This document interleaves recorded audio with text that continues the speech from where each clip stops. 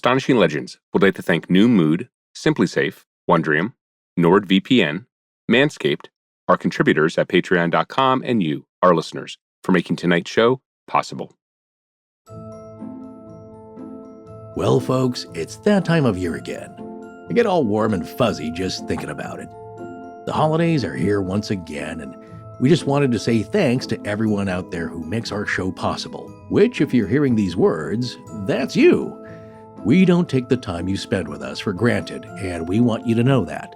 Astonishing Legends is definitely a lot of hard work, but it's also a labor of love, and we are grateful that this experimental hobby that we started over 7 years ago has turned into something that we get to keep doing. When a show gets this old, it turns out some things just evolve into traditions, and one of our favorite traditions is having some of our closest friends over for an annual Astonishing Holiday Party, and this year is no exception. Please understand that there are a lot of folks we could add to the invitation list if we could, but for now, we're thrilled tonight to welcome back, in alphabetical order because we love them all the same, Micah Hanks, Jim Harold, Richard Hatem, Rob Kristoffersen, and our very own Tess Pfeifle. So stoke the fire, chill the eggnog, and get ready to sit down with us as we reflect on 2021 and the things we're fortunate enough to have, most especially friends, and not just the ones joining us tonight, but every single one of you out there.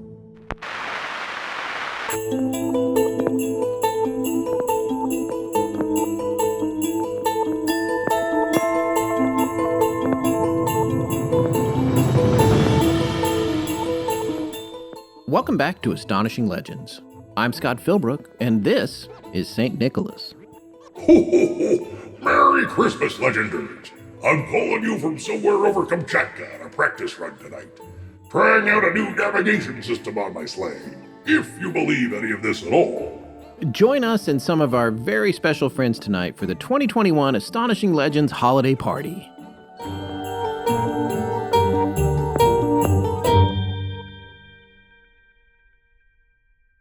And we're back. That we are, folks, and wow, we had kind of a grandiose plan for this party tonight, but that may have gone out the proverbial window. Still, I think this is going to be an absolute blast. Before we exit Blanket Fortiana here to head over to my house for the party, I did want to mention two quick things. Firstly, if you'd like to hear me going on and on about the 1975 movie The UFO Incident, I recently guested with an old friend, Sam Pancake, yes, that's his real name, on his podcast, Sam Pancake Presents the Monday Afternoon Movie, and it was so much fun. I hadn't seen The UFO Incident, but this was a made-for-TV movie about Betty and Barney Hill, starring none other than James Earl Jones and Estelle Parsons. And I expected it to be a poorly made kind of joke of a film, but instead, I found it ahead of its time, filled with modern dialogue and amazing performances, and on top of that, it was actually kind of scary. So if you want to combine movies with UFOs with a little bit of lightheartedness and Darth Vader, find Sam Pancake Presents the Monday Afternoon Movie, wherever you get your podcasts. He posted the one with me on December 20th. We'll have a link to it in the show notes too. Secondly, we're highlighting a charity tonight, so listen out for more on that later in the show, but it's called the Hunger Coalition, and it helps the hungry in the community of Blaine County, Idaho. Details to come on how you can make a donation and help feed the hungry if you're able. If you'd like to visit their webpage now, you can find it at thehungercoalition.org. So, before we head to the party, we just wanted to briefly remind everyone who we're expecting tonight. Micah Hanks will be joining us tonight. He's been on the show several times, so most of you will remember him. Micah hosts several podcasts, including Middle Theory, the Micah Hanks Program, and the 7 Ages Audio Journal. Micah is also a frequent guest on others' podcasts as well, and has been interviewed by Vice, CNN Radio, Coast to Coast AM, Mysterious Universe, Hot Air, and a number of other outlets. And on top of that, he is co-founder and a contributing science writer at thedebrief.org, a source of rigorous reporting on frontier technology, future science, the world of defense, and knowledge on the periphery of human understanding. Keep up to date with all of his current and future projects via Twitter or at micahhanks.com. And if you know paranormal podcasting, then you know that Jim Harold is the OG of it, and he loves nothing more than exploring mysteries, ghosts, UFOs, cryptid creatures, and more. You can find him weekly on the Paranormal Podcast, Jim Harold's Campfire, and Jim Harold's Plus podcast. And on top of that, now his daughter, Cassandra, has gotten in the business with her own show called Unpleasant Dreams. Stay up to date with every creepy story Jim and now his daughter are working on by following him at The Jim Harold on Twitter. And of course, you remember our dear, dear friend Rich Hatem, who likes to say, among writers, one thing is agreed. Endings are hard, and that's why he keeps coming back to Astonishing Legends. He is a writer, producer of Titans, No Tomorrow, Dead of Summer, Damien, Witches of East End, Supernatural, Grimm, Once Upon a Time in Wonderland, The Gates, Miracles, Lost Room, Mothman Prophecies, Under Siege 2, Dark Territory, and of course, is himself a verified Astonishing Legend. Also joining us tonight is one of the most knowledgeable researchers and podcasters in the UFO business, Rob Kristoffersen, host of Our Strange Skies and co-host of the Coda podcast. He also plays Myron Dripchin on Order of Podcasters and is the dungeon master of the podcast Rolling Through the Realms. Follow at Your UFO Guy, that's Y-E-R, UFO Guy on Twitter for updates. And finally, our very own Tess Pfeifle returns for a special appearance with us. Tess is our longtime head of research, social media manager, producer, Facebook super moderator, and well, we just don't have enough titles for everything she does for us. But she'll be on a bit tonight remotely as she is traveling at the moment. Okay, man, let's get out of here and get over to the party. Rich, man, how have you been? It's so good to be back here with you again. It's so great, Scott. This is my favorite tradition of the year. I love these parties you throw. I'm glad I can be a part of it. I'm so excited. I can't wait for everyone. We've still got a few people we're waiting for, right? Do you think they'll be able to get here through the snow? Yeah, I'm hoping so. I know that Forrest has four-wheel drive, and I think that Micah and Jim both ride motorcycles, and Rob lives in the snow. It's always snowing where he lives. So well, that's true. So he shouldn't have any trouble. It's just always so Christmassy. We've got the fire in the fireplace, and the Christmas tree smells better than any year before. It's the darkest time of the year, but it's bright and warm and inviting in here, but it feels like it's a perfect night to meet up with other people who believe in the spirits beyond the veil. Oh, yeah, I couldn't agree more. Oh, I think I see Forrest coming in the door. Forrest, over here. Hello. Hello. So you just pressed accept. Yes. Thank you. Thank you for accepting my invitation that you sent. Yes, and thank you. Why don't you go over to the bar and get a drink and sit down here with me and Rich? Yes, I think I will. And if you'll excuse me, this is where I keep my bar, where I'm at, here in the corner of... No, it's your office. Okay, it's your office, but I hide a flask in your file cabinet. Like any good detective, I've got a little stash here. I think what Forrest means is that he's going to walk over to the bar in this environment that we're in and help himself to a drink out of the pitcher of angry elves that I made. Oh, I know it sounds weird, but it's that sort of greenish pitcher right over there, Forrest. I think you really like it. It's if you pour yourself one, it's called an angry elf. And let me tell you. What's in that? What is in it? It's just an elf in the blender on puree, right? Oh, come on, man. I would never do that, even though that's what it looks like. That sounds like something Tess Pfeifle would drink, as long as you dump like a pint of Ben & Jerry's butter pecan potato chip Jimmy Fallon bull into it.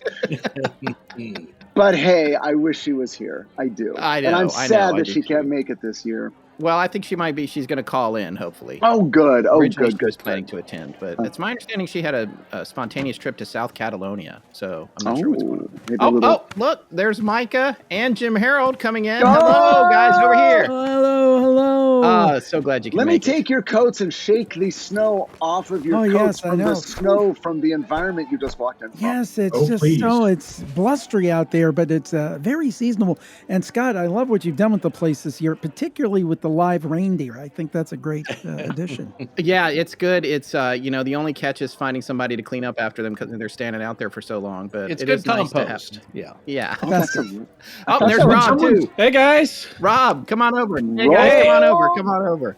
It was a nightmare out there, man. It's a blizzard out there. There was a red light in the sky, and I, kind of signaled it. Turned out to be a UFO, like the latest sport model or something like that. Turns out it was a quick trip. I got here really quick. Oh, that's great. Yeah. Also, by the way, I thought signaling was a bad idea as a general rule. Just don't do it with a flashlight and don't flash SOSs all over the place. Right, got it. Yeah, Scott, for us, it's a bad idea. For Rob, it's a carpool.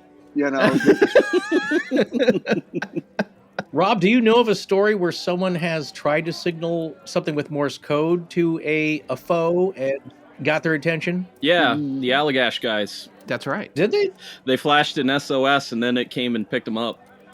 Well, John Keel did that too, I believe. Yeah, it wasn't an SOS. I think he signaled it in Morse code to go up or down, and it responded. Yes. Now, the Allagash guys were fishing, right? Well, yeah, these guys were all young. They were all college students. They met through college. They went to an art school. Yeah, they were on Eagle Lake, which to get out to Eagle Lake in Maine, you've got to be...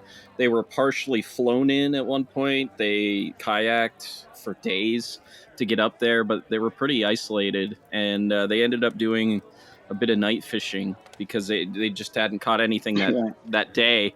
Set up a huge bonfire to mark their campsite, and yeah, they saw a UFO out there. They signaled it, and kind of like a cutscene, they're back on shore, but their fires died down.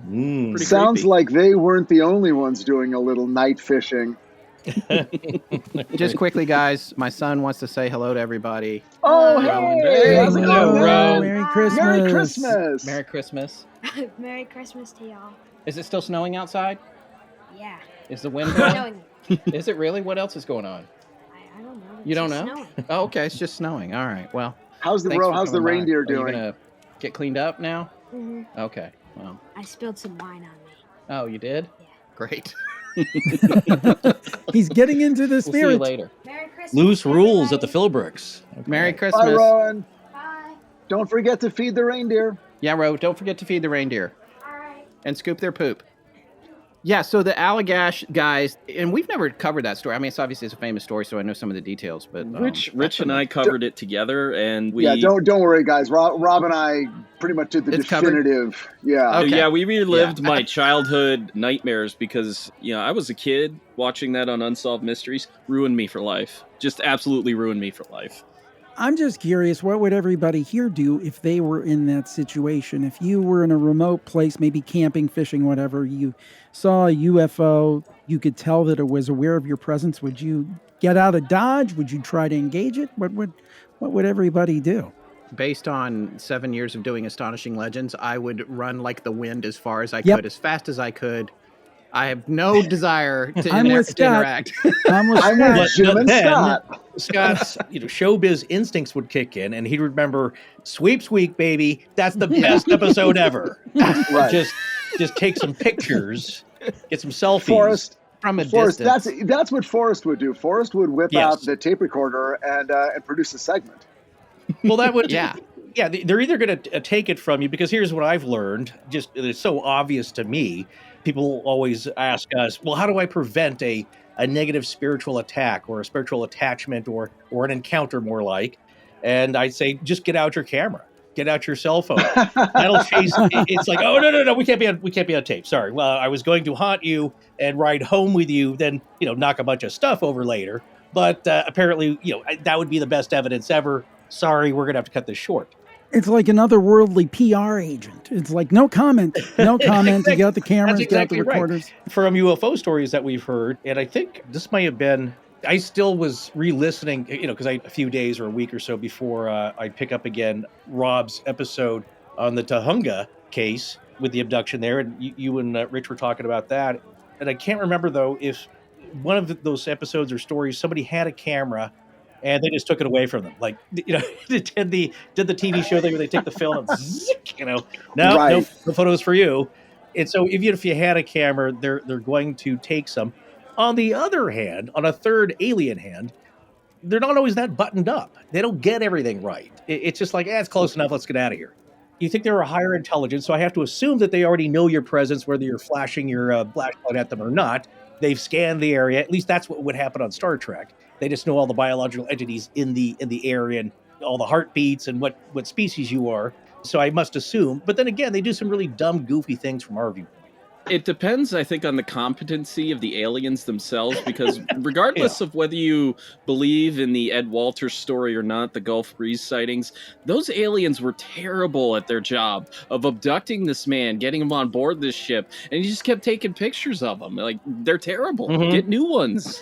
Well, exactly. And then sometimes pictures are okay if you believe, who is the Swiss fellow with the compound now? Billy Meyer. Billy Meyer. The Billy Meyer story.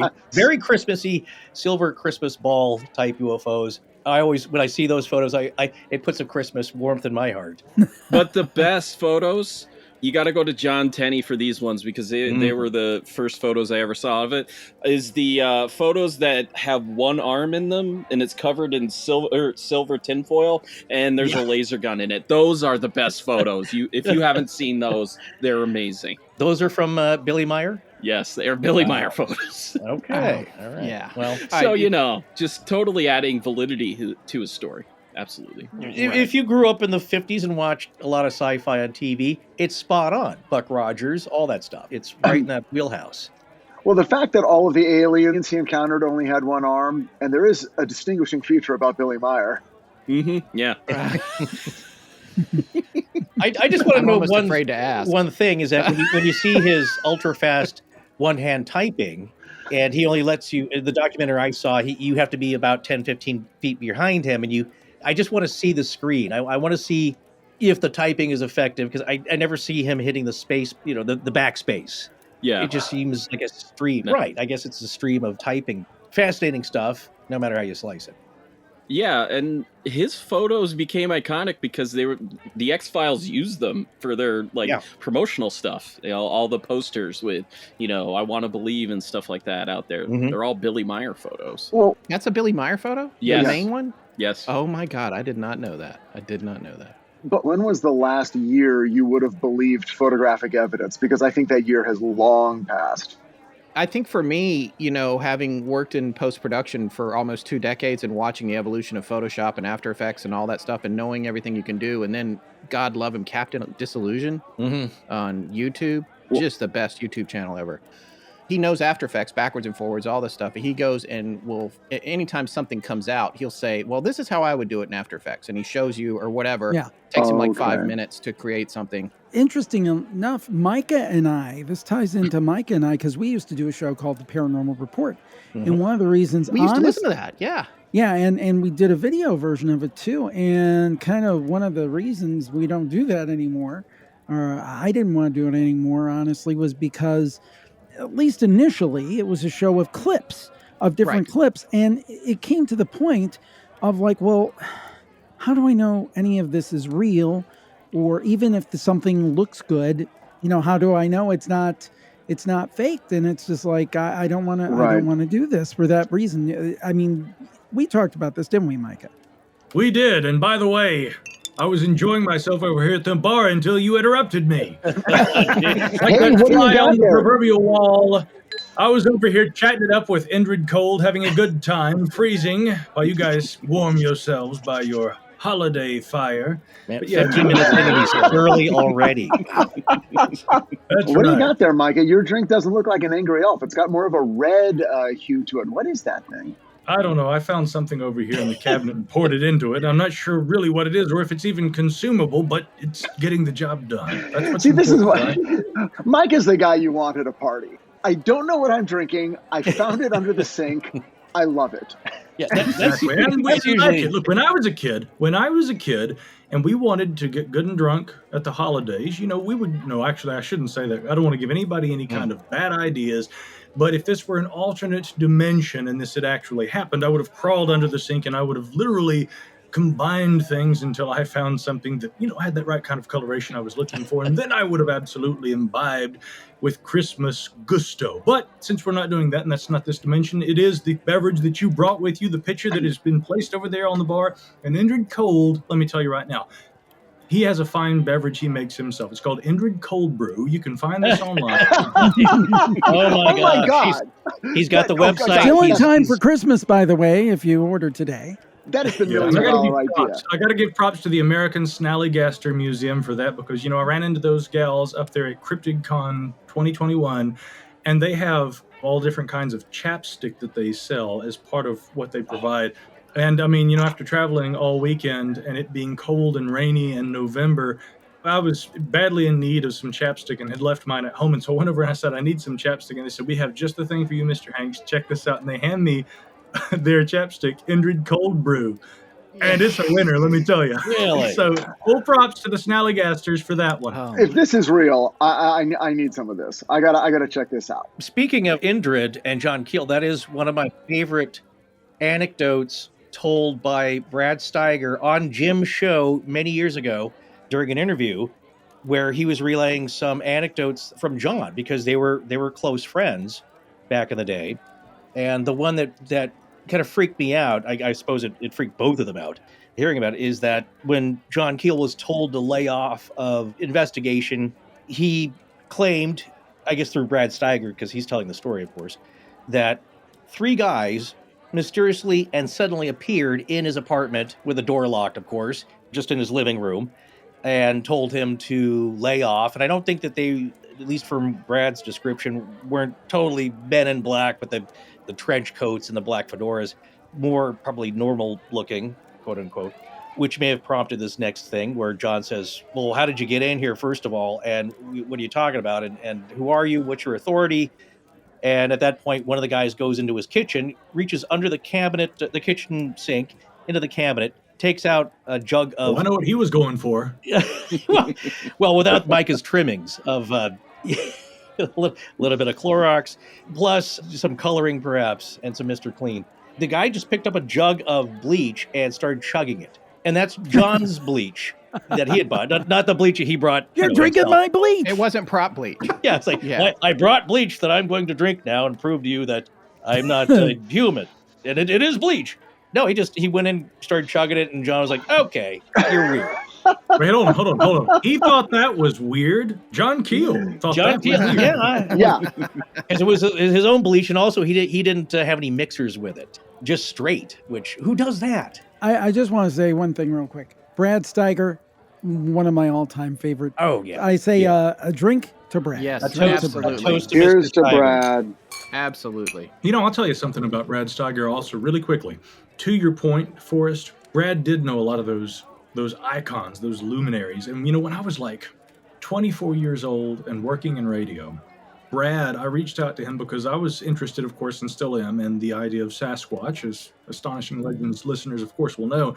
And I'd read Brad's book, Monsters Among Us, which was a fascinating book that kind of looked at all different kinds of things, but, you know, sort of more on that Fortean side of cryptozoology. And so I contacted him and asked, you know, would you mind if I interview you? And he was very kind to grant a interview to a young newbie like me. It didn't have a podcast. I mean, I think maybe the podcasts were a thing back then, but if not, it was right before they began. So, I mean, here I worked in radio. And so we spoke for about an hour. And I remember asking him about, you know, did you ever know Ivan Sanderson? Oh, my boy, did I know Ivan Sanderson. Micah, I will tell you, I remember the night when he actually called me at my home. And I could hear the wind whipping in the background, and he said, my boy, I have found it. Proof that the abominable snowman of the Americas exists. And he said, of course, what I was talking about was, or what Sanderson had been talking about when he called Brad Steiger on the phone this evening in the middle of the night, had been the Minnesota Iceman. He and Bernard Hivelmans had just gone and had seen this thing in the ice. Wow. And, I mean, to hear Brad Steiger telling this story about getting the phone call from Sanderson, I mean, it was surreal. But he was always kind. And, you know, we were in touch right up until around the time he died. The last email exchange we had was months before he passed away. I just wrote to him to check in, and he said, you know, Micah, it's so good to hear from you. I was afraid that with time and, you know, the business of the everyday that we were falling out of touch. And I said, what? Never. You know, but he passed away shortly after that. You know, I'll always remember his email was Time Walker, right? And I think that actually, if memory serves, had been like a nickname that he had been bestowed by Indigenous Americans he spent a lot of time with. Wow. He indeed was the time, and I think in truth will always be the Time Walker. That's amazing. What a cool story. You guys both, the fact that you both got to talk to... Oh, he was awesome. I mean, he was. When you think about... now, okay, I'm clearly hearing myself again. Echoing somewhere. I hear Is it everyone too. hearing it? Yeah, I'm hearing it too. Now it's gone. It just left again. Okay, I think we know what's going on. They're listening to us, aren't they? Indeed. And not turning down their speakers. I don't care if spirits from another world are listening. I just hope they're Patreon subscribers. Yeah. And use that promo code Jim. Yeah. Look, let's do this Long John Neville style and use a landline phone, okay? Look, there's a cord. You see that? This is some ancient technology right here. I know, God. When you work in radio, back in the day, that was how we did it. We didn't use Skype. We didn't use Zoom. I mean, we had a phone line system, a telos system with, 6 buttons, and you could, that's a much better phone hybrid than the one I have, unfortunately, but I've got one. But that's the thing, though. I mean, late night radio, everybody knows the most listened to late night radio program, coast to coast. If you go on that show, you still got to have a landline phone. You got to have That's awesome. And is that because they're concerned about a cellular connection breaking up? Yeah. Reliability. They know it works. Exactly, they do. And I mean, to that point, Jim, I am fascinated with all kinds of communication, and having a corded landline, to me, I actually upgraded and recently got a really nice phone and a decent handset too. And there's something about that. I don't know if it's just, going back to my days in radio or just actually the early days of radio, even before I think probably any of us were in this. If you listen to the old classic Art Bell shows, there's something about that conversation between that host and then the caller, right? Yeah. And like you said, Jim, that technology is foolproof. I mean, if you need a reliable way to contact somebody, a landline phone's going to do it, if you still have one. Problem is, nobody's got one. But there was something very, obviously I'm old enough that when I was growing up, the phone, that was the only means of communication you had besides talking to somebody in person. Yep. And in the 90s, when I first read Phone Calls from the Dead, those stories were so powerful. And I'm like, why is this so particularly creepy? And then I just thought, it's because of our relationship with the telephone. We're people who, in that day and age, the best news and the worst news you might receive in your entire life would very likely come to you from a phone call. I'm sorry, my dogs are barking at the reindeer. Sorry about that. Have another drink. I guess my whole life, I've envisioned myself as not really an anxious person. I've told myself I wasn't prone to a ton of stress, and I think I may have even had a superiority complex about it, frankly. But the reality is, I'm more stressed more often than I thought I was. Really now? You don't say. Okay, right. Sarcasm. Nice. Well, it turns out that I think I'm experiencing more anxiety than I should be, and I know that both you and I can often feel overwhelmed with our work because we've talked about that before. Oh, yeah, definitely. Seriously, it does seem hard to keep up sometimes, and denial ain't just a river in Egypt. Oh, no, don't do that. Blame Oprah. Right. Well, I don't know. I guess it's kind of appropriate there. Here's the thing. I wasn't being honest with myself about my personal stress, and I'm sure other people are like, I know I'm stressed out. I just don't know what to do about it. Just the idea of tackling stress can itself be stressful. Oh, yeah. Well, that's where Noom Mood comes in. It helps you take the journey to mental wellness one step at a time with a guided approach that teaches you how to shift your mindset in just a few minutes a day. And my first goal is to understand where my stress and anxiety comes from, and Noom Mood is already helping me do that. It works a lot like regular Noom, which helped me lose over 12 pounds this year, and honestly, the app just slipped comfortably on like an old hat. I'm really excited about how easy it is to use. Well, Noom Mood is backed by science. It takes a psychological approach to teach you about your relationship with stress and anxiety, and it's super easy and convenient to use. It only takes about 10 minutes a day. Yeah, it's so great because obviously if you're feeling overwhelmed like we do sometimes, you don't need an app about de-stressing to be stressing you out with a huge time commitment. I love that Noom Mood tells me, okay, you've done enough for today. Come back tomorrow. Well, look, folks, you're stronger than your stress. Don't let it dictate how you live. Get the knowledge, skills, and power to improve your quality of life and be happier. You can work your way through it at your own pace. And on top of that, just like the Noom weight loss program, you get the support of a real live coach along the way. Noom has helped millions of people lose weight, like the two of us, so we already know they are truly experts in learning how to change your behavior. Learn to understand your relationship with stress and anxious thoughts so you can take control and develop methods that work in just 10 minutes a day. It's an app, so it's always there when you need it. Worry less and feel happier. Sign up for your trial at Noom.com/legends. That's NOOM.com/legends. 'Twas the night before Christmas, when all through the house not a creature was stirring, not even a mouse. And that's because all the stirring was happening outside with thieving creeps stealing all the Christmas decorations. What is wrong with you? What's wrong with me? What's wrong with these people?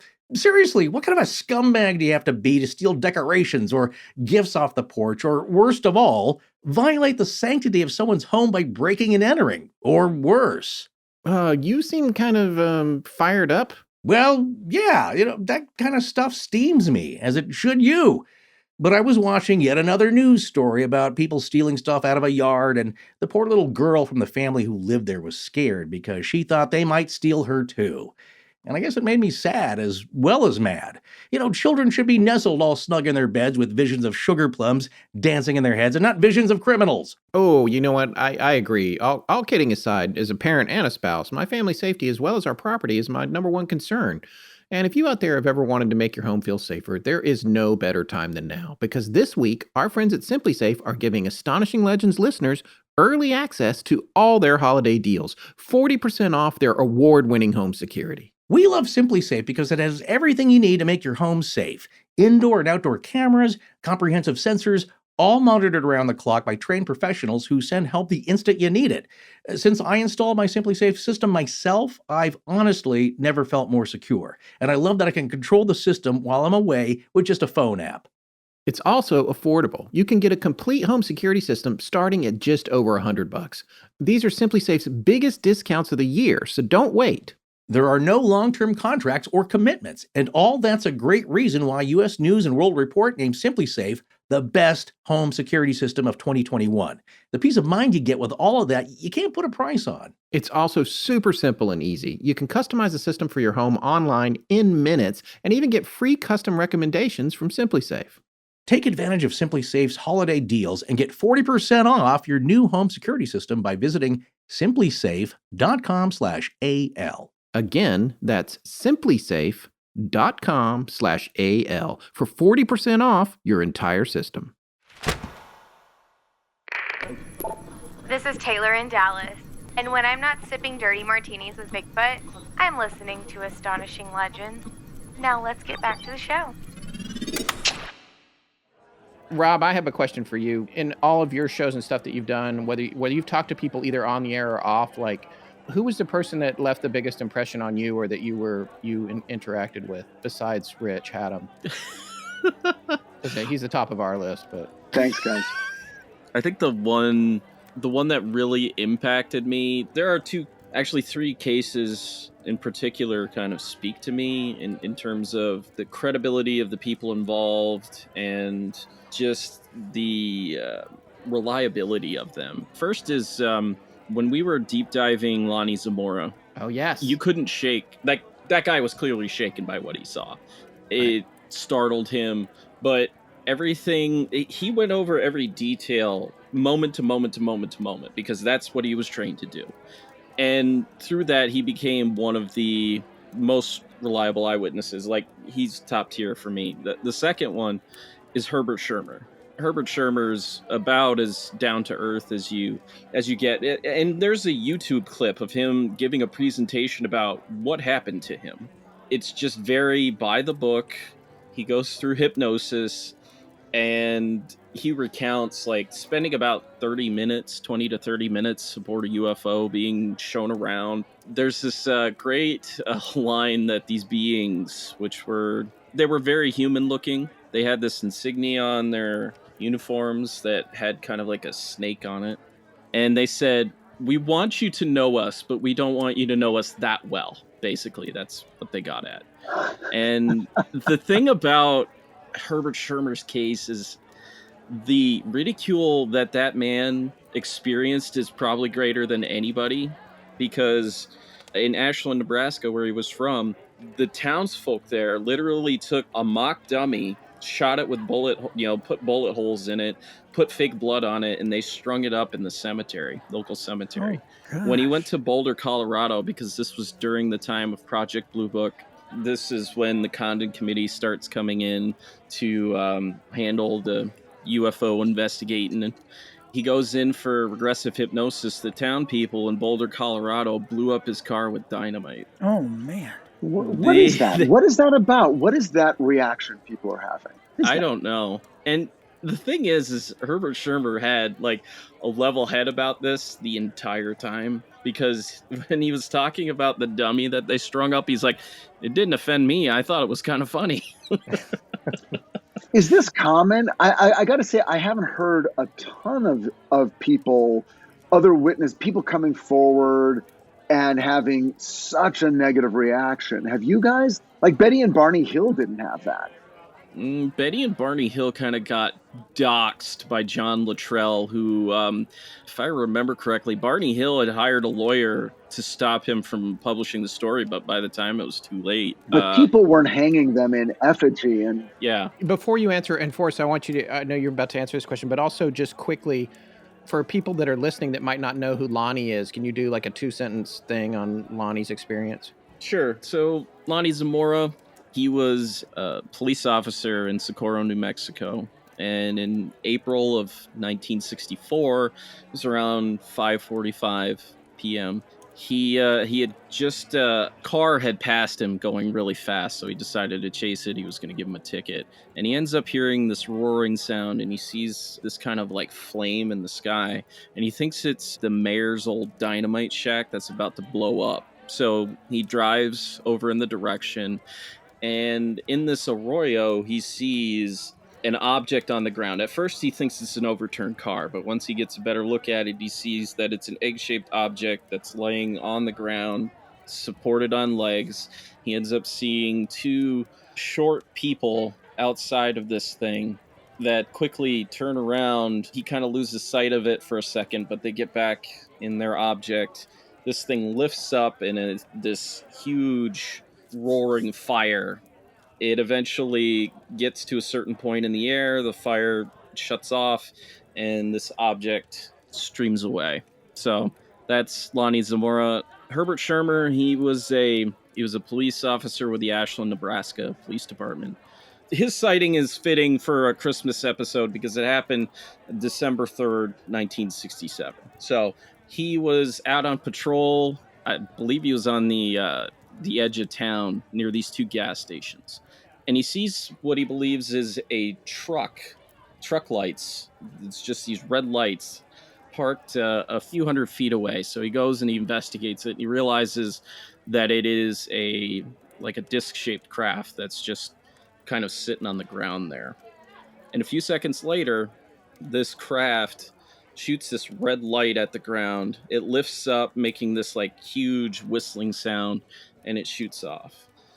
And he looks at his clock, and it had initially read 2:30 in the morning. In the next moment, when he looked at it, it was 3 a.m. So he goes back, he writes in his notebook, believe it or not, I saw a UFO. And word of this gets around because the police chief at the time reported it to the local police department. So the press comes rolling around, and the Condon committee gets in touch, want him to go out there. They do regressive hypnosis, and that's when he learns he was brought on board by these beings. They showed him around the ship, they showed him how it worked, and he actually drew sketches of it, like the propulsion system of this object. Yeah, he ultimately... He stayed on with the Ashland, Nebraska Police Department for a little while, but he ultimately moved to the Pacific Northwest before he died in 2017. And the cool thing is, there was a comic book created of this account. It's called December 3rd, 1967. If you have... I interviewed the author. Yeah, Mike Chisorka. Yeah. And, it's on Comixology. You can actually buy it from Mike on eBay. That's where I got my copy of it. But it comes, if you get the physical copy, it comes with a CD of the presentation that Herbert Schirmer gave. It's an audio presentation. It's really great. If you can get your hands on it, it's on Comixology, digital comic retailers and stuff. So I was just going to say, that was 12 days before the Silver Bridge collapsed. Yeah, exactly. I just have one quick question. Do you guys feel that there's more of a stigma for UFO experiencers than, let's say, experiencers who say they've seen a ghost? Because I certainly think that's the case. Yes, maybe it's absolutely changing, but it's like, oh, you've seen a ghost. Oh, that's cool. Tell me all about it. Yeah, I've seen a UFO. Yeah, that's nice. That's nice. Yeah, that's great. That's cool. Yes, Right. I think because ghosts are so much more of a common experience. Most of us, my mom saw one. Everyone's had some kind of weird kind of thing that could be explained spiritually, perhaps. And I know of some people who have had sightings in the sky that are, I guess it depends on the level. A good friend of mine's, he was out on a Boy Scout troop, and they saw this one very bright light in the sky start zigzagging, over the hills in northern Arizona. And they all saw it. And it's like, well, we don't know what that is, but that's not such a leap to tell other people about. Right. It's just like, well, we saw a light, it did weird things. It's like, okay, well, maybe, who knows? But when you say you saw one up close or you went on board, that's a whole nother leap. And we found this too, psychologically and sociologically, when we were just doing our interview with Terry Lovelace, in that it's just funny how everyone's got a jumping off point. Everyone's got like a no cross boundary. People will say like, okay, well, it seems like the Pentagon is acknowledging, the military is acknowledging that UAPs are a real phenomenon, that we don't know what they are. They could do miraculous things that break the laws of physics as we know them. But that's one level. Like, that's okay now to say. But to say, well, I was taken on board, they stuck me with a bunch of instruments, showed me a star map, and showed me a hybrid baby that's supposedly mine. Okay, that's crazy. Mhm. Because there's not supposed to be anybody on board these things. Right. You're not supposed to venture into acknowledging that there are other races, perhaps, or entities, and they're interacting with us. That's the leap that a lot of people won't go. And when you do that, that makes them upset. And I was about to say that reaction in Colorado seems, I don't know, maybe more organized. I won't say governmental, or more common perhaps, is that reminded me of our episode 115 with David Davis, the witness to Broadhaven and that incident. We asked him, it's like, well, you're pretty open about these. He's like, it's like a lot of people. It's like, look, it happened to me. I can't deny it. I'd be lying to myself and to others. I'm just telling you what happened to me and what I saw. And when he would do that, like he said, I think he was talking about it in a pub.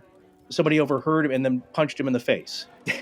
And it's like, well, why does that guy care? Because I think that kind of talk frightens him. It frightens threatens his worldview. Exactly. It's like, shut up. I don't want to hear about that.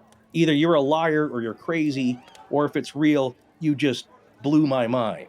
And I'm frightened of that. And I think that's, people react out of fear and do the most awful things when they're cornered. Absolutely. Forrest, you mentioned Terry Lovelace. I recently was able to spend a weekend with him in Kentucky. Yeah, Terry's a fantastic guy. Wow. And that's the funny thing. I think usually for people, it's the other way around. They meet somebody at an event, and they already know their story, or they have interviewed that person or heard an interview with that person. Now, I did familiarize myself with some of Terry's story before I met him, but my first experience with Terry was showing up late at night after a long drive to Kentucky at the invitation of my dear friend Tiffany Mack and her husband Brent. And I arrive late at night and they pour me a bourbon and I sit down at the table with Terry and with all the other guests who are there. And we talk all night. But then the next morning, I'm usually up early and I'm the first one making coffee. And, here comes Terry. And so from that point on, it was a weird weekend. But I got to tell you, in the midst of weirdness, Terry Lovelace is about one of the most normal people you could possibly meet. I mean, he's just a wonderful guy. He's down to earth. He never talks about his personal experiences unless you ask him. A lot like Travis Walton. And I'll note, I've spent a good amount of time around Travis Walton over the years. He, again, is somebody who he'll talk about politics. He'll talk about current events and history. He'll talk about everything unless you ask him about that event. Frankly, he usually doesn't talk about that unless he's on stage. And that's what strikes me about guys like Terry and Travis. People who they are UFO experiencers, but never by choice. And they don't tend to wear that like a badge. And that's the difference to me when I see people who are the ones who are experiencers and who want the whole world to know it.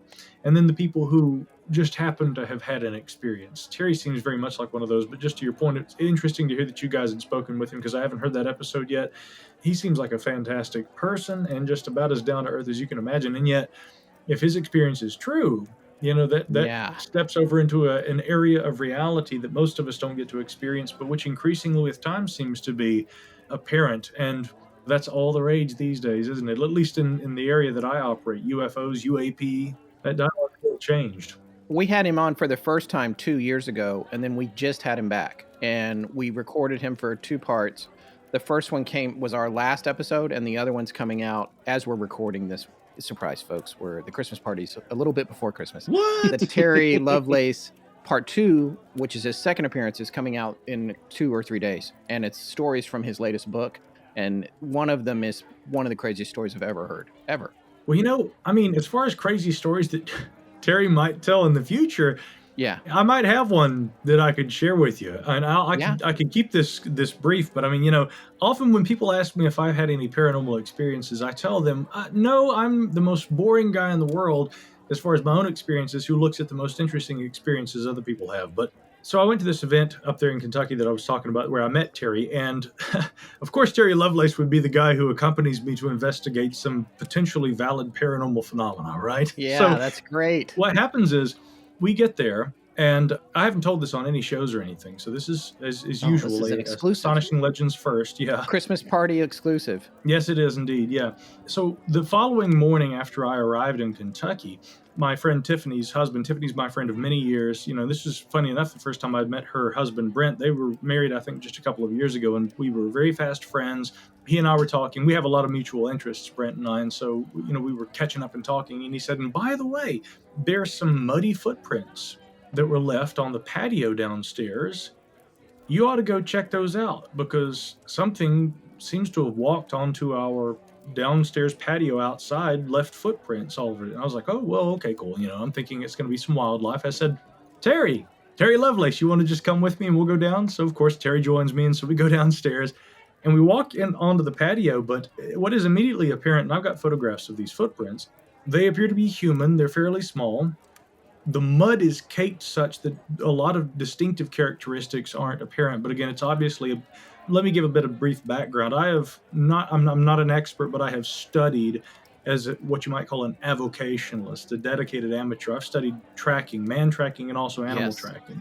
And so I've got a lot of experience in the forest, and I've read, Al Taylor's, book on man tracking, also Ty Cunningham's rather laborious textbook on what he calls forensic sporology. So, I've read a lot about this subject, and tracking is fascinating to me. Again, based on my limited experience, the footprints are obviously bipedal. And in fact, as you're seeing displaying of the toes, as they walk around, they come onto this patio, they come between some furniture, go around back behind it, and as they come near the house and walk by the windows, and keep in mind these windows are very close to the room where I'm actually sleeping, where there are no blinds or anything, so I'm laying there, and this is something would have walked right by there. The splaying of the toes to the right from the right footfalls indicates that something had been looking to the right as it's moving past the window, and I'm like, perfect. So Terry, where in Kentucky are you for this? I'm in Greater Lexington. Okay. In the country outside of Lexington. So okay. There's Terry Lovelace and I, and we're looking at these footprints going, what in the... And it's obvious that they're human, but the problem is it's like, okay, well, when were these made? So Brent had said, well, these obviously were made sometime early in the morning because he is a pilot and he comes in and everybody been asleep. And he said, I went down there and I saw these footprints. And I said, well, this is simple. I said, have you got any kind of a security system? He says, oh, yeah, we got cameras all over the place. And he points up and there's a camera. And I said, well, let's look at the camera. I'd like to see who did this, if this was one of us or whatever. So then Brent goes and he starts reviewing the footage. And it takes him a long time to get to the portion of the footage where the footprints were made. And he can see clearly on the patio as night or early morning turns to dawn and light's starting to appear. And there are no footprints there. And he skips ahead to about noon the following day, and you can clearly see the footprints. So he's like, okay, cool. We knew this happened sometime in the morning, so let's narrow this down. He starts narrowing it down. And he gets to right before 8 a.m. And in fact, I actually made a copy of this video because it's so interesting. The footage is rolling. And then all of a sudden it just cuts out and skips 15 minutes ahead, and then the footprints are there. Mm-hmm. That is some Skinwalker Ranch. That's right, straight off the ranch. Yeah. and the slightly creepy addenda to all that. We were looking at this footage going, okay. Now, Brent, of course, he contacts the guy who actually installed these cameras for him. I reached out to friends of mine, and asked them, what do you think about this? One very close, dear, trusted friend of mine said, look, those kind of little jumps in footage happen all the time. Don't read too much into that. The interesting thing to me, not being an expert on how these surveillance camera systems work, is that every time they've got like a couple of cats there on the property and a small dog too, and every time one of those little dogs or cats runs by, it triggers all the cameras, and they're filming for a few minutes. And yet the camera's rolling up until whatever apparently shows up and walks onto this patio and then re-engages with nothing there to apparently actually trigger the camera 12 to 15 minutes or so, if memory serves, after the footprints are left, which appear to be obviously human. And I'm like, well, here's the first problem. If there's somebody wandering around on your patio, why in the world did your camera not work? So, again, Yeah. with this in mind, Brent's like, yeah, I'm going to contact the guy and explain that we've got an issue because that's a security problem. And the guy wrote back and said something akin to, it's not designed to pick up leaves moving when the wind blows. And so if you want us to adjust the sensitivity for you. And Brent's like, I don't think you're understanding. And I'll tell you this, I know what he wrote in his email. It was eloquently written. Brent absolutely skillfully wrote this email. He had me read the whole thing before he sent it too. So I know exactly what he wrote.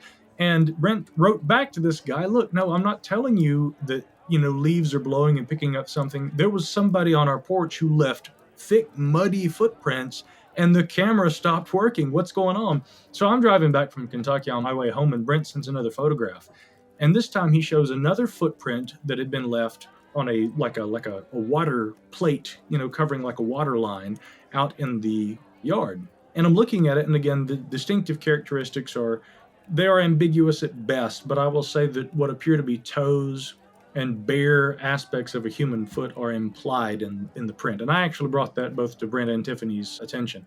Now, maybe that's not anomalous, but again, like you said, Rich, I mean, it's shades of Skinwalker type stuff when the camera conveniently stops working. But what made it so fascinating for me is that while I was trying to figure all this out, Terry Lovelace is right there with me. Yes. To your point, do you think certain people attract anomalous activity? Yeah, maybe something was following Terry. Yeah, maybe. Some people, Stan Gordon up in Pennsylvania has done work on Bigfoot and UFOs. The idea that some people are more likely to see a ghost, maybe some people are more likely to experience a UFO, and then maybe some people have something special where they experience all of it. Yeah, who knows? I contacted David Weatherly too, and he and I had a long talk about it on the telephone. You sent him the pictures? I don't know if I sent David the pictures, but I called him and spoke to him twice just about the circumstances. Did it have 5 toes? I can't remember if you. Yeah, they appeared to, but again, I would just say that the prints are ambiguous enough. let me be clear: if they're anything, they're human, and they are small human feet. They are small, not, like toddler. Small, no, not like toddler. I would say small, like maybe young person or middle-aged, woman. Now, the interesting thing is that naturally thereafter I've been thinking, well, maybe it was somebody who lived right here. Maybe it had actually been Tiffany or somebody who inadvertently had gone out there and, was, walking the dog or something. But the interesting thing is that with and again, this is based on my understanding of how their security system works. And we knew this because every time you go out and come back in, there's a tone. And there's apparently a record made of entries and exits from the property. There had been nobody enter or exit the house at the time when the footprints would have been left, and we know the exact time, or at least the maybe 12 to 15 minute time frame during which they appeared, and there was no entry or exit that corresponded with that. So what's really creepy is that, again, the skeptic in me would say somebody was just wandering up onto the patio, but the question is, who from outside the house just wanders up at 8 a.m., strolls by, obviously with the footfalls indicating they're looking to the right, who's looking in the window and then just leaves, goes back through the grass with mud all over their feet. I'm like, what? Yeah, what was the weather like? Was it cold out? They were... Oh, yeah, Forrest and I are thinking the same thing. There's a discomfort factor to what I gauge as prank level, how far you're willing to go to prank somebody. Now, if it's, I can't remember the gentleman's name who was at Big Bluff, Northern California, Humboldt County. He's got the wooden feet, and he's walking around the... Ray Wallace? Yes. Yeah. And it's like, okay, it was fun to carve the feet, or he had his friend do it out of wood and put them on the shoes, but he's not getting his feet really cold and muddy to do this. So what was the weather like? Would it have been chilly and inclement? Muddy, you said, at least, so it's very damp. It was not very damp. I think that they may have had some rain. If there was wetness, what that was primarily on the grass was probably dew. Where the mud came from is another question. But again, there are trails and things all over their property where, one might have easily accumulated. Is this mud. a rural property? Very rural, yeah. And again, it's a large lot? Yeah, very wooded area, with trails and things like that. They have acres? Yeah, probably. Several acres. So again, something coming, someone. So it's not a neighbor. It's not like someone came from the house right next door or whatever. The next nearest house, would have been probably about a couple of acres away. You can probably see one of the nearest homes, across the way on one of the less wooded portions of land where you can actually see. But otherwise, it's a pretty secluded area. Yeah. Is Greater Lexington How is it in relation to the Appalachians? Because I can see, I was looking, the reason I asked about it was, of course, I looked on the maps while you were talking, and I saw that you were 200 miles northeast of Kelly Hopkinsville. The footprints don't match, but I was curious, so is it tucked into the Appalachians, or is it more in the foothills flatland kind of area east of them? It's more in the foothills flatland. I would call it rolling hills. And the other thing, too, that I would point out is that I don't think that far west in Kentucky, it's technically Appalachia. I live in the Appalachian Mountains. It can be very remote and rugged in certain parts of the mountains where I am. Right. Actually, you've seen that, Scott. You've been here. You know how Asheville is. It's like a little beautiful town and then mountains all around it in a bowl, right? But yeah, Kentucky, it's not quite like that. Still certainly very rural. Again, throughout the weekend, Brent had been taking us around and we'd been looking at areas where, in fact, actually there had been an episode of Finding Bigfoot, I think, that had been filmed right there in that neighborhood where, again, in a rural community, but nonetheless where there is a good concentration of homes and people. There had been I think a multiple witness sighting involving 3 different families who had purportedly seen some kind of a relic hominoid, to use the term I like to advocate for these, but a Sasquatch, for lack of any better other expression. They'd seen this, and there had been an episode about this. And so here again, here's Brent driving us around in his big truck with Terry Lovelace, as interested in all this Sasquatch stuff as anybody. But again, it's remote. Terry mentioned this to us. You're right, and we didn't did. know he was with you. He said, I recently went on a Bigfoot. That's so crazy, and he was with you. Yeah, that was I was the fly on the wall there with Terry. Terry was in the front seat. What did he say about the footprints, by the way? What was his reaction? I think his reaction was similar to mine. We both just thought that they looked like, and when I say small, again, if you can see me, if you're watching the video here, I'd say that probably about that long, small human footprints, adult though, or teenager maybe. The weird part wasn't the footprints so much as it was what was implied by the presence of the footprints. Why is somebody walking up and looking in the house with mud all over their feet, and what happened with the camera? That's the weird part. Now, again, like I said, the skeptic in me would just say somebody was wandering around. That's kind of weird. But I got to be honest. That's one of the weirder things I've probably had happen when I've hung out with people. The more I think about it, the more I think it's it's not that strange because it's a small world, paranormal podcasting, all that. We know each other, etc. But it is a little strange to me that just a few days ago we talked to him and he said, "Oh yeah, recently, Bigfoot," and you were there. That was exactly well. Again, that's the trifecta of strangeness, which brings us all together at the holidays too, no doubt. Yeah, but again, and that's the weirdest part of the whole story. It'd be really interesting if it was just me there, but the fact that Terry Lovelace of all people was the guy there with me, observing all this, that's what makes it so memorable. Terry also said that he rattled off a handful of things that were pretty anomalous to him, and he said that you heard some really good calls. The whoops and the tree knocks. Did you guys hear those? Yeah, that first evening that I arrived, again, in their very rural property, there were some very unusual sounds that were emanating from the forest nearby. To me, they did not resemble canines. Now, you got to keep in mind that, canines, and in this case, I would imagine that the canines in question would be coyotes. They have an incredibly diverse range of vocalizations. So do cats. Wild cats can at times sound an awful lot like people. You may have heard actually the old stories of people who said that they heard panthers sounding like a woman screaming. Have you heard that? Yes. Mm-hmm. Yeah, totally. And the same extends actually to lynxes, and then in this region, and actually in Kentucky also, the wildcat that would be prevalent there, bobcats. Those are still pretty prevalent, and they can have a diverse range of vocalizations. Now, that said, I will say that there were 2 vocalizations, some kind of animal calls that we heard in the woods that night that we couldn't identify. Now, I think the problem is you don't want to leap to the conclusion, therefore Sasquatch, but there were certainly vocalizations produced by some kind of wildlife that we couldn't easily identify. Obviously, that must have made an impact on Terry also, if he mentioned that. Yeah, he mentioned it. Absolutely. Yeah. Those he said classic, he couldn't explain it. The classic Bigfoot vocalizations that you can hear online are really weird because they're all over the place. Like they're these whoops, but then it sounds like weird muttering, like a whole Chatham. different sound. And then it kind of goes back and forth. It's pretty odd. I'm sure you guys have heard those.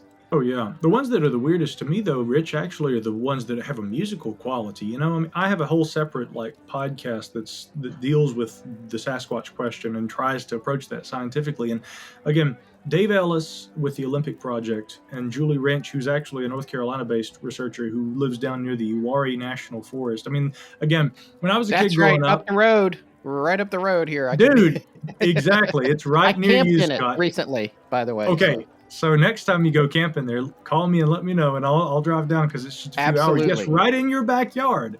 Yeah. Julie is recording these vocalizations that have these unusual, I mean, just these incredible kind of sing-song like almost, musical kind of qualities. I mean, some of them are almost haunting in the sense, I'm sure everybody's familiar with the Sierra sounds, right? Mm-hmm. I'm not. Yeah, I think those are the ones I was talking about. I think it's the Sierra sounds. Oh, yeah, which one? Well, go ahead and do an impression, Micah. Well, have you had enough of your weird red drink, or?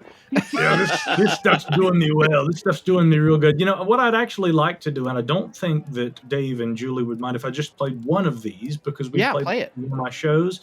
Yeah, I'm gonna just feature an audio soundbite, one that they have sent along with full credit to Julie. She recorded these, but these would be an example of a compilation of audio recording she has made there in the Uwharrie. So this is right in Scott's backyard. So be prepared to be chilled, my friend. Yep. This is one of these musical sounds I'm talking about, Rich, to your point. This is one of the stranger ones. This is like almost like a singing kind of audio. Here we go.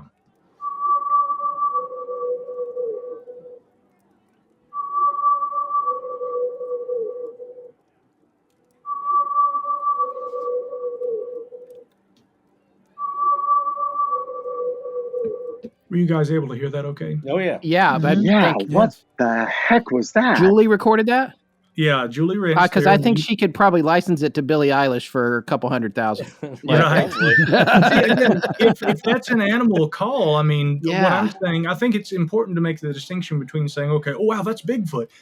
That appears to be an animal vocalization that is not easily identifiable. And that, to me, is interesting. I don't know what that is, but I mean, it's something very interesting that was recorded right in your backyard, Scott. Yeah, that is really amazing. Well, I love stuff like this because this is one of those things you can compare to other things that we do have. I mean, there are people who have made their livings for decades recording animal sounds in regions all across America. And those people can listen to this and go, all right, I'm very familiar with that area. I've recorded this animal and this animal and this thing and that thing and all that. And they can give a perspective on this. I mean, there is something physical in our world you can compare it to. And you can also say, I'm very familiar with this area. I have no idea what that is. Absolutely. There's also Cornell University's I think it's called eBird. And then there's the Audubon Society, I believe, has a incredible compendium of audio recordings. And then, of course, you can go online. I mean, you want to hear something really strange, go on YouTube and just look up fox vixen call. Oh, this is one of the leading calls of the red fox. Mm-hmm. It's one of the weirdest sounding things you've ever heard. So that and the fennec fox. Cornell Merlin Bird ID. I've got Merlin Bird ID. There you go. Yes. And it's great. The bird can be making the noise and you let your phone hear it and it tells you the bird. It's unbelievable. So cool. What, Shazam for birds? Yeah, Shazam for birds. Hey Siri, what bird is that? Look, she's like, I don't know what you're talking about. But Jamie Foxx is going to do a spin-off. I would love to hear. Hey, if you guys have any recordings of Jamie Foxx or Red Fox, I love those guys. So I'm ready for it. Red Fox, I don't know if we could play it because I don't think we can. That's true. His records are legendary. There's one tidbit about Bigfoot that I love to share because it's in this obscure article. I think it was in Fate magazine. I think Jerome Clark wrote it. And there was this, I can't remember if it's just one guy or a couple that were driving on a road and a Bigfoot stepped in front of their car. It lifted up its hair and the car engine died. And the thing is, you told me this before. Yeah. And I love that. You told me this. Yeah. It did this more than once. Like after it put down its hair, the car came back to life, lifted up its hair again, and it died again. That is so great. Okay, I'm a car guy, right? So I want to talk about this first. Just a second. I'm going to just categorically, mechanically, how does that work? Is it an electromagnetic pulse? It has to be something that interrupts the engine operating. but it has to also be something that doesn't cause enough damage that it can't come back to life after it's over. Right. Which I guess is an EMP. That's weird. Wait, Rob, what Man. year was this? It was in a 1973 issue of Fate magazine. Right. Okay. And people have talked about this, but this used to be a classic element of UFO encounters. Yes. Your car shuts down. Mm-hmm. I don't think I hear that anymore. What's the difference in cars that the cars don't shut down now? You would think they'd be more susceptible. Yeah. That's what I would think. Electronics, yeah, exactly. Yeah. It's still happening. If you read Linda Godfrey's book, also called Monsters Among Us, but a different book, there's a section in there about a car dying in the presence of something. But in terms of modern cars versus old cars, that's a good question. They have way more computers. They used to not have computers in them at all. They didn't have any kind of chip of any kind. Yeah, remember the movie Tom Cruise, War of the Worlds? The mechanic that he visits, there's a minivan he's working on, and Tom Cruise loves motorcycles, understands engines, and he goes, "What year is that?" And he says, "Well, it's probably pre-OBD." Right, onboard diagnostics, but also it has something to do, I think, with the distributor and the solenoids in it, in that it wasn't responsive to electromagnetic pulse. So that car was safe. It could start up. Every car was built after that, it is subject to EMPs, and therefore it just conks it out. Yeah. A dear friend of ours within the ARC, old-time friend and contributor, and has a story with her dad where what's interesting is that this happened to him while driving at a fairly good clip where the car just quits.